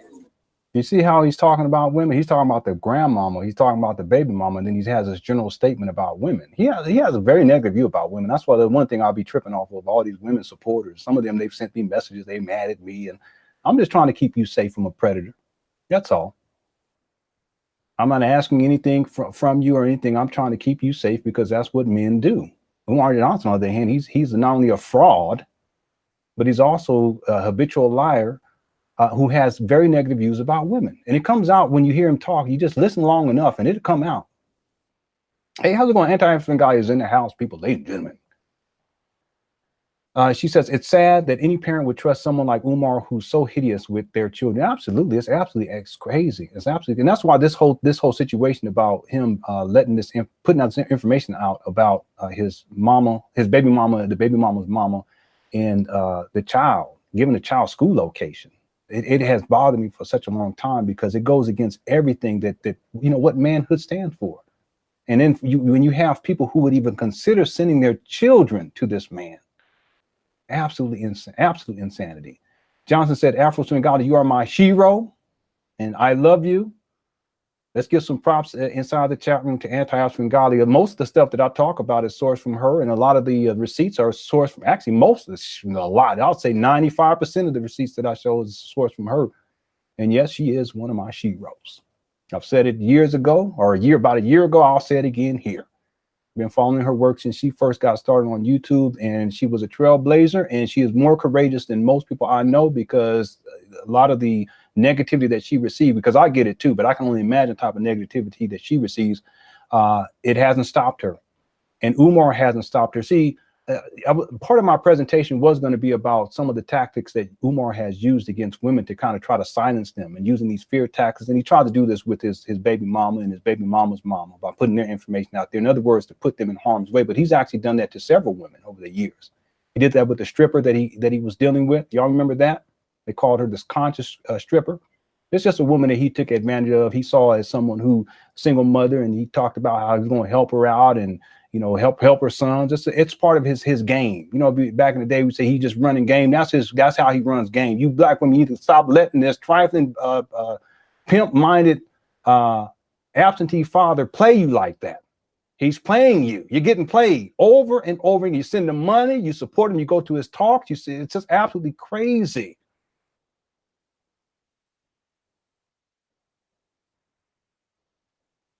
Absolutely crazy. And he don't even take care of his own children. And then when you have people speak out about not only his fraudulent behavior with the fraud school, this phantom school, but also his character as a man, as a father. When you bring that in, there's so many people that come out the woodworks to kind of defend him, including single black mothers. And I know I've received my share of negativity from them. Whatever. But I can only imagine the amount of negativity that Anti-Afro Swingali has received. And yet she still perseveres, and she continues to do some of the most important work that I've seen on YouTube with regards to these scammers and these schemers here. And Umar Johnson can't stop her. He tried to put information out about her because that was going to be part of this presentation too, but it would have just dragged on a little bit too long. But I'll just say it here that he tried to put her information out there, try to put her name out there, and then going to put a picture up of someone who he thought was her. And the idea was just like he tried to put information out about his baby mama and his baby mama's mama to get someone to go and confront his baby mama and his baby mama's mama. Well, he did the same thing with Anti-Afro Swingali, except the picture wasn't her and the information that he posted wasn't her information. It's called doxing. And he did exactly the same thing. He's trying to put a woman's life. See, and here's the interesting thing. Not only was he trying to put Anti-Afro Swingali's life in jeopardy, she can handle her business too. I can already tell that's not going to be a problem. Shit. But also the fact that he put a picture of a woman that wasn't her, he's actually putting that woman's life in jeopardy too. You guys understand what I'm saying? What kind of man does some shit like this? And this is the kind of man you want to send your children to?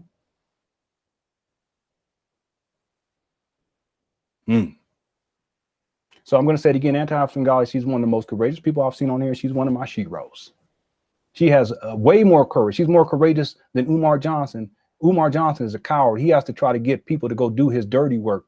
He can't stand up as a man and handle nothing. He's a failure at everything. Think about it. What has he done other than run his mouth?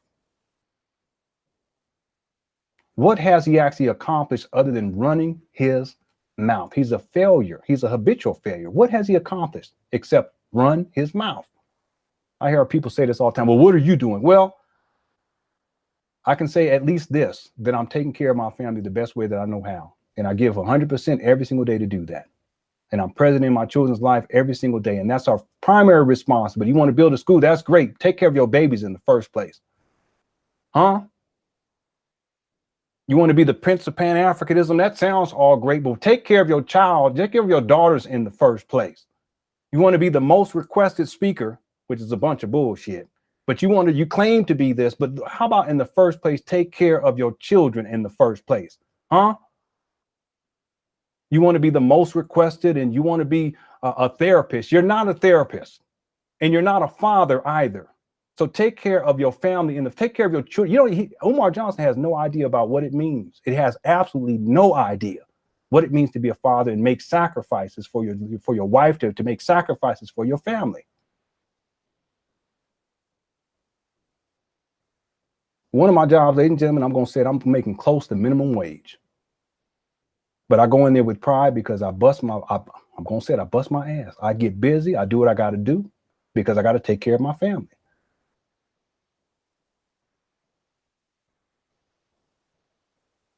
You do what you have to do. Umar Johnson doesn't do any of that. He just runs his mouth. He hasn't built a school. He's a failure in building a school. What has he done of consequence? Oh, well, he has these teleconferences that he does. It's a bunch of bullshit. He's giving bad advice. He's abusive to his callers. And he can't even be consistent with it. Last year, it's supposed to be an organization too, by the way. It's not an organization. It's not an organization. Yeah, we want you to create a chapter in what chapter of what? How are you going to have you don't even have a permanent address. He's a failure at having a permanent address. Last year, I think he may have done 4 or 5 of those teleconferences. It's supposed to happen every single Tuesday morning, teleconference call, wherever it is. He did like about 5 of them. How are you going to say that this is some kind of organization? You did 5 in a year. How many weeks do you have in a year, too, by the way? 4 times 12? What is that, 48? And you do like 5 or 6 of them, and somehow you're accomplished? No, you're a failure. I'm saying this all to say that Umar Johnson is a failure, and not only is a failure in terms of creating some sort of institution, because you're always talking about institution building, but he can't even get the basic institution of family building in order in the first place. That's the primary institution. That's the first institution, is family.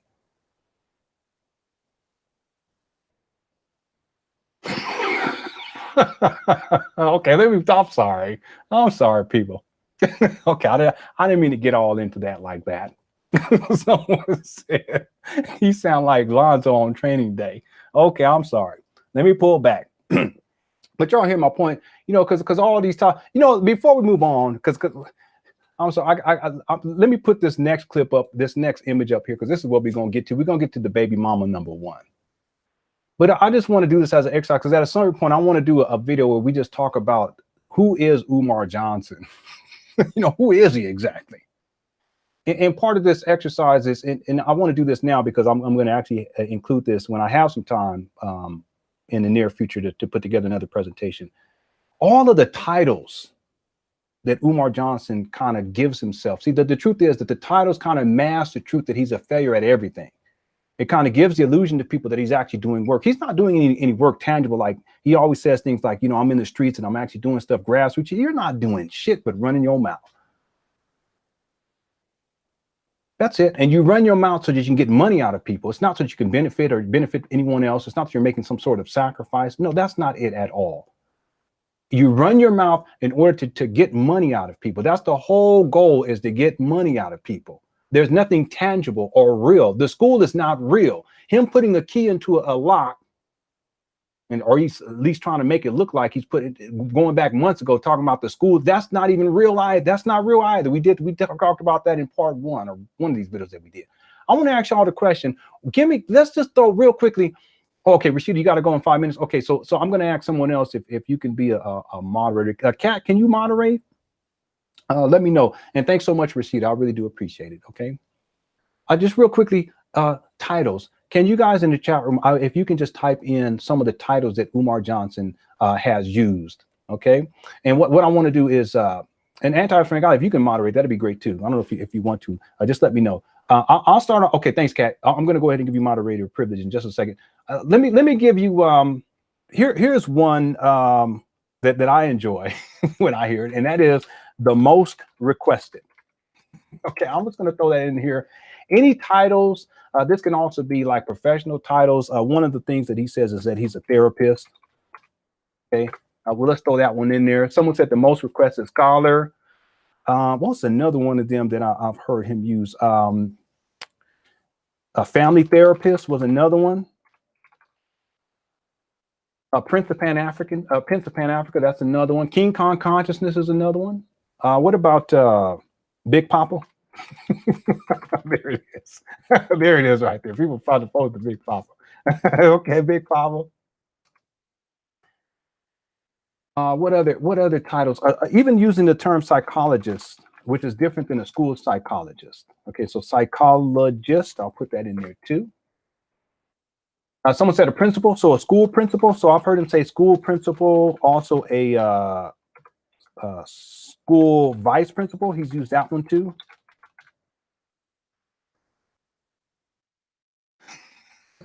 Yes, another one is descendant of Frederick Douglass. His father came out. He deleted those videos, which he does all the time. He'll say something, he deletes. He's just, it's ridiculous. He had came out and said he did a DNA test, which proved that they're not descendants of Frederick Douglass. It's just a family lie, and Umar Johnson has been perping on that lie for a long time. Another one is International Ifatunde. Another one is kinsman. He switched it up to kinsman now these days. He says I'm a kinsman, not a descendant anymore. He's a kinsman. A doctor. It's another one. Prince of Pan-Africanism, yes. The Prince, that's another one. Ifatunde is another one. Anything else? Okay, here's a whole list right here from anti-Svengali: psychologist, child therapist, political scientist, a life coach, a family therapist, a psychologist, a child psychologist, a mental health expert, a behavioral specialist. Yes. What was the other one too that he used? An expert, a conflict resolution expert. Okay, I'm typing this in there so I can come back to this later. A conflict resolution expert. That was another one of his titles. Okay, Kat, let me go ahead and give you moderator privilege. Let's see here. So I've added you, and then anti-Svengali, I'll give you moderator privileges as well. And we're almost done too, by the way. I want to get to the baby mama documents for child support, and then that'll be it. Yes, another one was that he's a descendant of Pharaoh Ramses. That's more recently. He said that he's a descendant of Ramses, the Pharaoh. Okay. He also said that he was born on the same day as Jesus. That's another one. That's a whole other thing. Modern day Moses, that's another one. Yes, I saw that one, and I heard him say that as well. Because I want to do one to just specifically talk about the titles. Yes, there's that. Okay, so prophet of Pan-Africanism, Big Papa. Okay, so it goes on and on and on. Okay, so all right, so let's get back to this. I just want to go ahead and close out with some more receipts, as it were. All right. Yeah, no, and I'm not kidding. He did say that he's a descendant of Pharaoh Ramses. That's something that he said. I've also heard him say that he's a descendant of Harriet Tubman. Okay, it's just so odd. He's a habitual liar. All right, so let's do this to close out. I want to look at this basically. And this is from the first baby mama. I had to ask earlier, how long do you think that Umar Johnson has been in the court system for child support? This is another document, and I talked about the Pennsylvania Child Support Program. You may be able to still find this on there. You may not be on there any longer, but I redacted the litigants in terms of the baby mama, and the docket number, but you can find this. You may be able to still find this on there. Case ID. Let's go here. What does it say? 2017, January 4th, the order suspended driver's license. There's a generic order. The order to vacate a bench warrant against the defendant issued.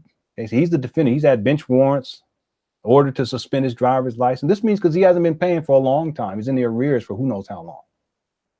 Yeah. Someone said, yeah, did he really say Harriet Tubman? Yeah, no, I have that video too somewhere. I just don't have it queued up to play for y'all. Yeah, we're just like, yeah, I'm descendant of Harriet Tubman, but I don't even want to get into that right now. Yeah, okay. Generic order. Here's 4/12/2016 contempt petition issued against the defendant. Can y'all see this? I can zoom in just a little bit more. Order employer to terminate income attachment. So he has an attachment to his income for a while. Employer order to modify income attachment. Generic order, contempt of order. Final order to restore driver's license or to suspend driver's license. Goodness gracious. Generic order to vacate bench warrant against the defendant. Generic order. This is going back to 2011 now. Okay, so we started there in 2017. This is the first baby mama. Order to restore driver's license. Order to restore driver's license. Generic order. All right. We had asked earlier, how long has he been? Well, let's take a look. How long has he been? Okay, here's 2010. Genetic order, contempt of petition issued against the defendant. Contempt order, final interim order in effect. Hearing officer proposed order. This is in 2010. Contempt of petition issued against the defendant. A generic order employer to terminate income attachment. Yet another attachment in 2010, probably 2009 when it started. Generic order to vacate bench warrant against the defendant issued. This is going back to 2009.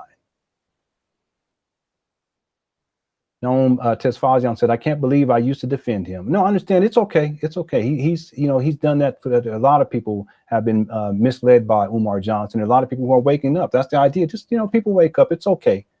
We can admit the truth that he's an absentee father, doesn't take care of his children. He's not a father in any sense of the word. He's not even a man. He can't take care of himself. He can't hold a job. He doesn't have a legitimate business. He doesn't have a permanent residence. He can't even keep his driver's license. He don't take care of his children. But he is a great manipulator. That's right, Angel. Let's just come to grips with that. It's the truth, and it's okay. It's okay. We can admit that. I think it's difficult for a lot of people because when you're scammed, and we've all been scammed to some degree at some point in our life, we've been taken advantage of. People make promises and we fell for it. It's hard for us to just admit it. That we have emotional investments. Some people have financial investments into Umar. It's difficult. I understand, but just come to the truth and be honest about it. That's all it is. Anti-Osman guy said the list is a child support court docket occurrences, which is public knowledge. Yeah, this is all public knowledge too, by the way. Okay, you can access this on the website. It's all public knowledge. So nothing here is like private. It's not. 2009 generic order, but I did redact the baby mama's name, but just as a safety issue. Okay, because Umar Johnson, how he puts information out there to try to get people harmed. That's why I did that. 2008 order employer to terminate income attachment. Another one order to modify. Generic order to vacate the bench warrant against the defendant issued. Generic order contempt petition issued against the defendant. Order employer to terminate income attachment. That's 2007. So, having shown that, I want to ask the question: does Umar have a history of taking care of his children? And the answer is no. Umar Johnson is an absentee father and has not provided for his children. But wait, that's not it, ladies and gentlemen. That's not it. What does this say right here? This is from the first baby mama. Look at this. 2005, order employer to terminate income attachment. 2003, a generic order. 2002, interim order, now final. There's a hearing. 2002, order employer to modify income attachment. 2002, generic order. 2002, interim order in effect, hearing officer. My goodness gracious. Interim offer in effect. Order employer to modify income attachment. Order to appear at a mod conference. I guess that's maybe a modification conference. Order to appear at a mod conference. That was in October of 2002. Is that October? Yeah. Defendant filed petition for modification. That's Umar Johnson. Final order, there was an agreement in 2002. Defendant has signed and acknowledged of paternity. And the initial complaint was in 2002, ladies and gentlemen. I want y'all to think about that.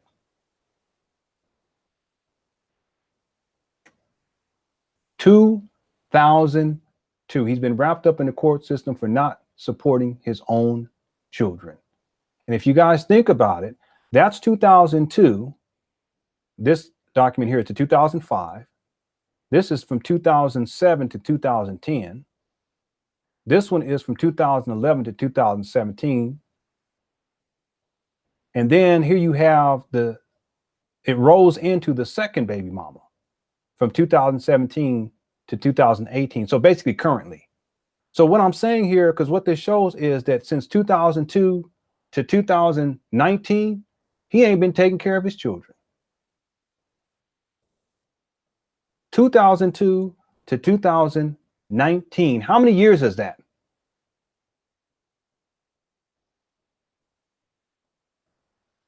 And yet he wants to tell y'all what you need to be doing with your children. He's telling you that he's going to build a school for all black boys and he's going to take care of these boys somehow. And they're going to be staying in the dorms with him. Not just the boys, but the girls too.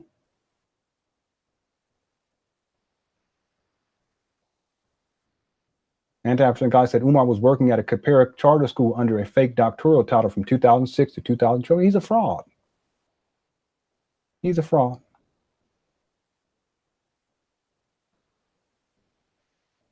How many years is that too? 2002 to 2017 or 2019, right? 17 years, people. That's a long time to not be supporting your child and being caught up in child support and being in court and getting bench warrants ordered.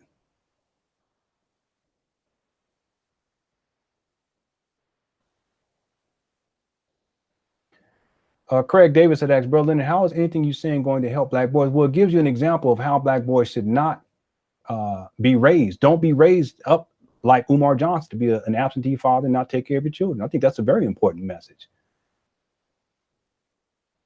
I mean, you can keep asking the question as an Umar Johnson defender, but how can you defend a man who don't take care of his own children? How can you support a man who doesn't support his own children?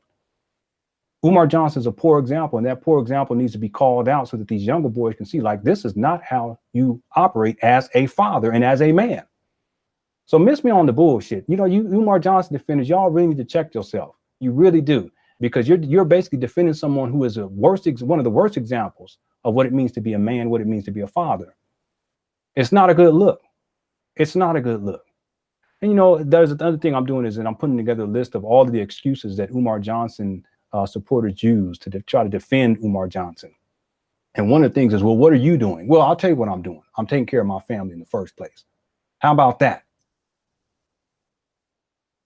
How about that? How about take care of your children? How about have some respect for the mother of your children? How about take care of your wife? How about take care of your dog? I've been talking on these topics for a long time. More important than running my mouth and running and talking all this other yik yak, you know, like Umar Johnson. But the truth of the matter is he hasn't accomplished anything. No school, hasn't built anything of consequence. But then on top of that, his character is bankrupt and he doesn't even take care of his own children. He's put his own children's life at risk. He's put his baby mama's life at risk and his baby mama's life at risk. So don't ask me, what am I doing? Ask yourself, why are you supporting a man who will put a woman's life in jeopardy and put his own daughter's life in jeopardy? How about that?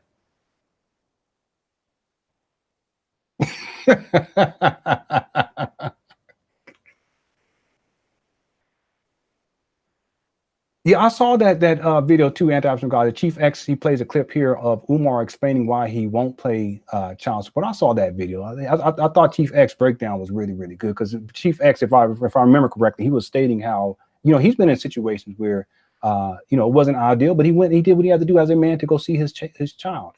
Right? Very admirable. Okay. Yeah, y'all got to stop defending this fraud. And it's been going on for such a long time. And you can defend the fraud if you want to, the fraudulent behavior, but also stop defending a man who is not a man. You stop defending a father who's not operating as a father. Stop defending someone who is willing to put his own baby mama's life at risk, his baby mama's life at risk, and his own daughter's life at risk. How can you defend that? Something's wrong with you. All right. Okay. So this has been going on for such a long time.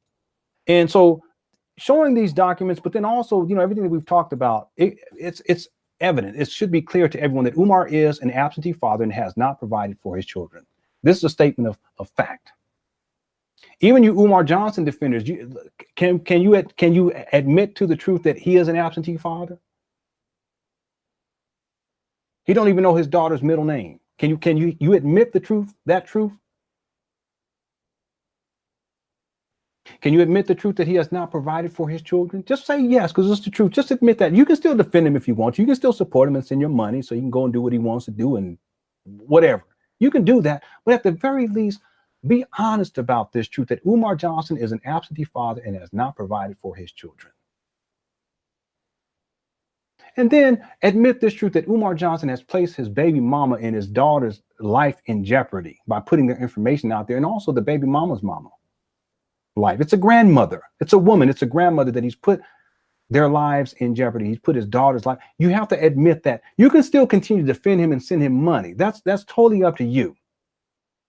But at the very least, be honest with yourself and make the admission. Be honest and sincere with yourself and admit that Umar Johnson has placed his baby mama and his daughter's life in jeopardy, and he did it purposefully.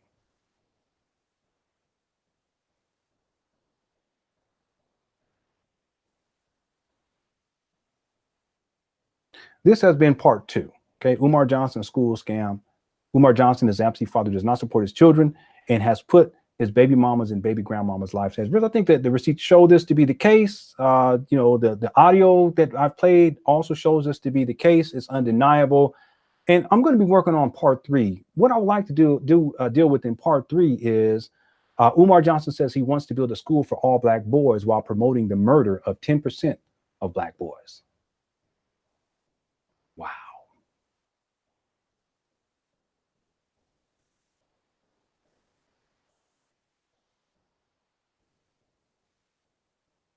I'm going to say that again. Umar Johnson says he wants to build a school for all black boys while promoting the murder of 10% of black boys. I would like to see if anyone is going to be able to figure out a way to defend this. I'm going to play the clip just to give you guys a taste of what we're going to be talking about in the next part. Let's take a listen here, shall we? And fellas, I want to be clear now. When we go back to take over the community, because we're going to have to do it, gentlemen, you can't expect the cops to fix this because they started it. But I want to be clear. I know some of us love our children, but some of our children are so far gone that we're going to have to put some of them to sleep in order to take back the neighborhood. Some of y'all don't want to hear that because you don't live in reality. But I'm telling you, as a psychologist, I'm not going to be able to psychologize all of them on the corner. Some of them going to sleep from God. What does he mean by that?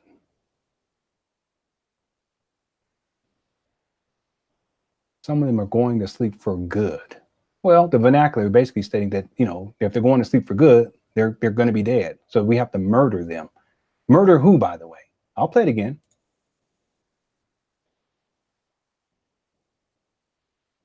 And fellas, I want to be clear now. When we go back to take over the community, because we're going to have to do it, gentlemen, you can't expect the cops to fix this because they started it. But I want to be clear. I know some of us love our children, but some of our children are so far gone that we're going to have to put some of them to sleep in order to take back the neighborhood. Some of y'all don't want to hear that because you don't live in reality. But I'm telling you, as a psychologist, I'm not going to be able to psychologize all of them on the corner. Some of them going to sleep from God. Who's he talking about? He's talking about black boys. He's promoting the murder of black boys. This was in 2013. And you see how when he said it, it was with such vigor at the end. It's something he feels strongly. And I can hear people maybe trying to defend, say, well, that was back in 2013. He didn't mean that. So in other words, that was this, he's changed. He's a changed, I know psychologized. He's a changed man. And fellas, I want to be clear now.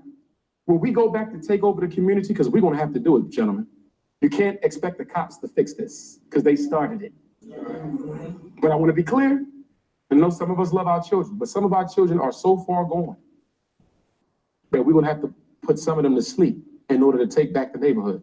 Some of y'all don't want to hear that because you don't live in reality. But I'm telling you, as a psychologist, I'm not going to be able to psychologize all of them on the corner. Some of them going to sleep from God, from God, from God, from God, from God, from God, from God, from God.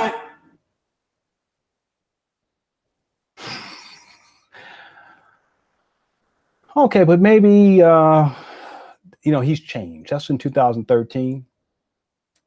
Well, you know what, ladies and gentlemen? In 2019, he clarified, as he likes to say. This is more recent. This is a couple of weeks ago. In 2019, this is what he had to say. I'm saying that to say this. I've never taken a life, God forbid. I hope I never have to. But if we're going to take them streets back, we got to admit something. I'm talking as a psychologist. Some of our young men, we've let them go so far for so long, they're no good to no damn body. There's people walking these streets where we're going to have to put to sleep. In other words, you might have to create violence to end it. It will be a cataclysmic altercation between black men and some of our youth. Most of our youth, we can get them. But there's some of them, they ain't going without a fight. And they're going to have to be put to bed. It's a shame. It ain't their fault. You understand? But you have a population of unreachables. The white man wants us to think they all unreachables. 90% are reachable. 10%, we will have to have a civil war with them. And that's facts. So Umar Johnson, he's promoting the murder of 10% of black boys. See, and what's interesting is that if you had a white person say this, we would classify that person as a white supremacist, and it's white supremacist rhetoric, is it not? But Umar Johnson has the same mentality, and he says uses the same exact rhetoric, but somehow he gets a pass. And you know what was a shame was that the interview guest that was interviewing him, the interviewers that were interviewing him as an interview guest, and there were quite a few, didn't even come back at him to kind of like say, what 10%? You're saying that we got to murder 10% of black boys? Can you? And this is the man that is going to build a school for all black boys. And yet he's promoting the murder of 10% of black boys. He did it, in 2013, and he did it again in 2019. This is something that he actually believes, and he says it with so much vigor.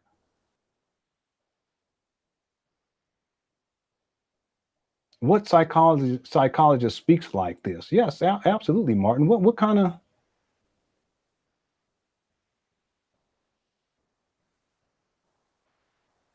Y'all think he's going to build a school? You think that he loves black boys? Again, when's the last time you saw him do a lecture in front of all black boys? He has no fatherly compassion. He doesn't even know what it means to be a father. He doesn't have any connection, no genuine connection, other than to try to figure out a way to get money out of these single black mothers. And it's not about the boys. He doesn't give a shit about the boys. He doesn't care about his own children, his daughters. What makes you think that somehow he cares about your sons? It's absolutely ridiculous. And if he's willing to say that we need to put 10% of black boys to sleep for good, he's promoting the murder of 10% of black boys. What makes you think that he is the type of person that is worthy of being trusted with your sons at this fake, fanciful, mythical school called FDMG? Chief X says something that's true. Black boys never heard of Umar Johnson. You're absolutely right. Because that's not his target audience. His target audience is single black mothers. And he don't deal with men. He can't.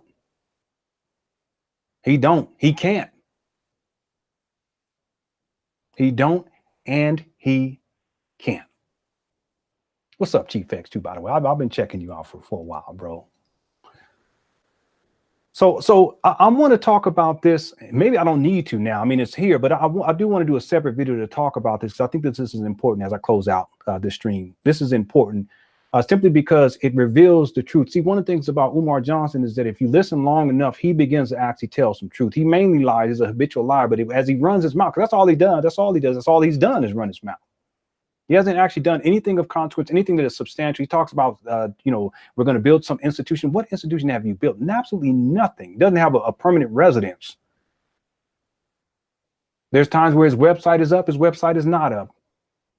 His Facebook is operating and it's not. His YouTube is operating. He just fails at everything. The point is that this issue of him somehow doing something that is grassroots, that is real, that is tangible, this is the illusion that he's created by running his mouth.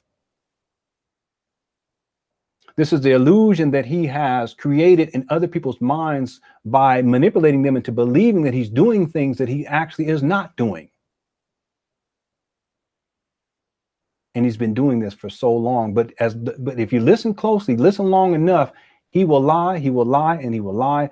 But at a certain point, he tells the truth. His true feelings about things come out. And in this case, in 2013, his true feeling came out about black boys. And fellas, I want to be clear now. When we go back to take over the community, because we're going to have to do it, gentlemen, you can't expect the cops to fix this because they started it. But I want to be clear. I know some of us love our children, but some of our children are so far gone that we're going to have to put some of them to sleep in order to take back the neighborhood. Some of y'all don't want to hear that because you don't live in reality. But I'm telling you, as a psychologist, I'm not going to be able to psychologize all of them on the corner. Some of them going to sleep from God. That was in 2013. And here's 2019, maybe about a week ago. I'm saying that to say this. I've never taken a life, God forbid. I hope I never have to. But if we're going to take them streets back, we got to admit something. I'm talking as a psychologist. Some of our young men, we've let them go so far for so long, they're no good to no damn body. There's people walking these streets where we're going to have to put to sleep. In other words, you might have to create violence to end it. It will be a cataclysmic altercation between black men and some of our youth. Most of our youth, we can get them. But there's some of them, they ain't going without a fight. And they're going to have to be put to bed. It's a shame. It ain't their fault. You understand? But you have a population of unreachables. The white man wants us to think they are unreachables. 90% are reachable. 10%, we will have to have a civil war with them. And that's facts. 10% going to have to be put to sleep. These are not my words. These are his words. And he's talking about what? Black boys. You know, he talks a lot about what he calls police genocide, but he's actually promoting the genocide of black boys, 10%.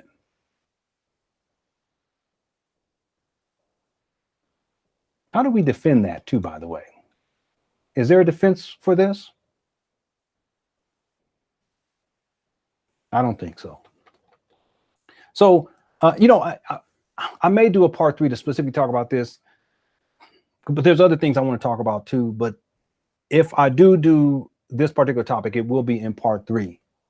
And, you know, Umar Johnson says he wants to build a school for all black boys while promoting the murder of 10% of black boys. But I just want to just share this one last time. And that is this post by Umar Johnson about this particular school.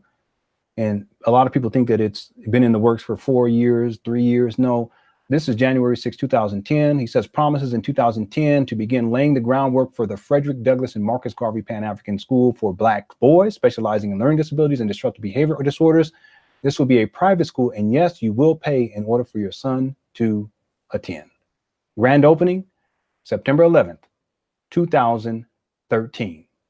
We are now in 2019.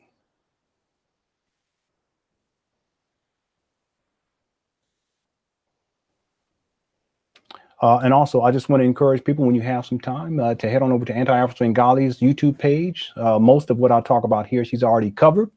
And the receipts, most of my receipts come directly from her. And I want to encourage everyone to head on over, subscribe, and check out her videos. She has plenty for you all to get to. Now, I don't know what this is. I'm sorry, I can't remember why I put this here. Let me just play this and see what it says. It's amazing how we love to point out everybody else's faults, but can never see our own. You know why? Because that big damn ego living inside of you that only wants to see your good that you do and never see the wrong. And I'm going to tell you right now, if you don't check your ego before you settle down or get married, your partner will check your ass and then move out, because ain't nobody going to live with a selfish ass ego. Get your house in order before you go ruin somebody else's. Who is he talking to? And who is he talking about? He's talking to the audience, but he's actually talking about himself. That's what I mean by, if you listen long enough, he starts to tell the truth, and he will basically dry snitch on himself. I'm gonna play it again. Just listen. It's amazing how we love to point out everybody else's faults, but can never see our own.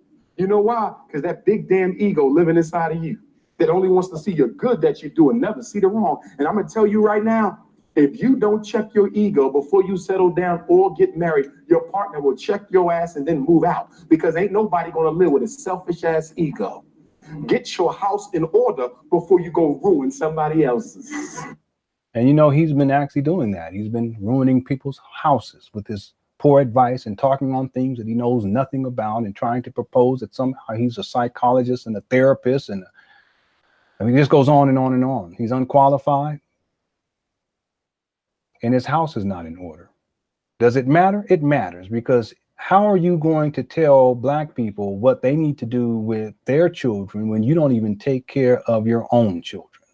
What kind of man?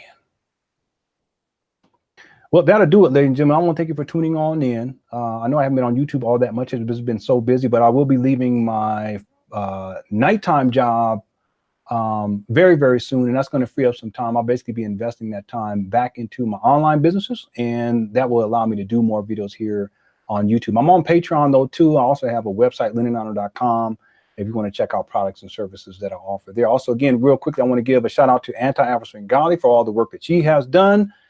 She is one of my sheroes, and she has been diligent in spreading the message about Umar Johnson and why it is so very important for us to heed the warning. Buyer, beware.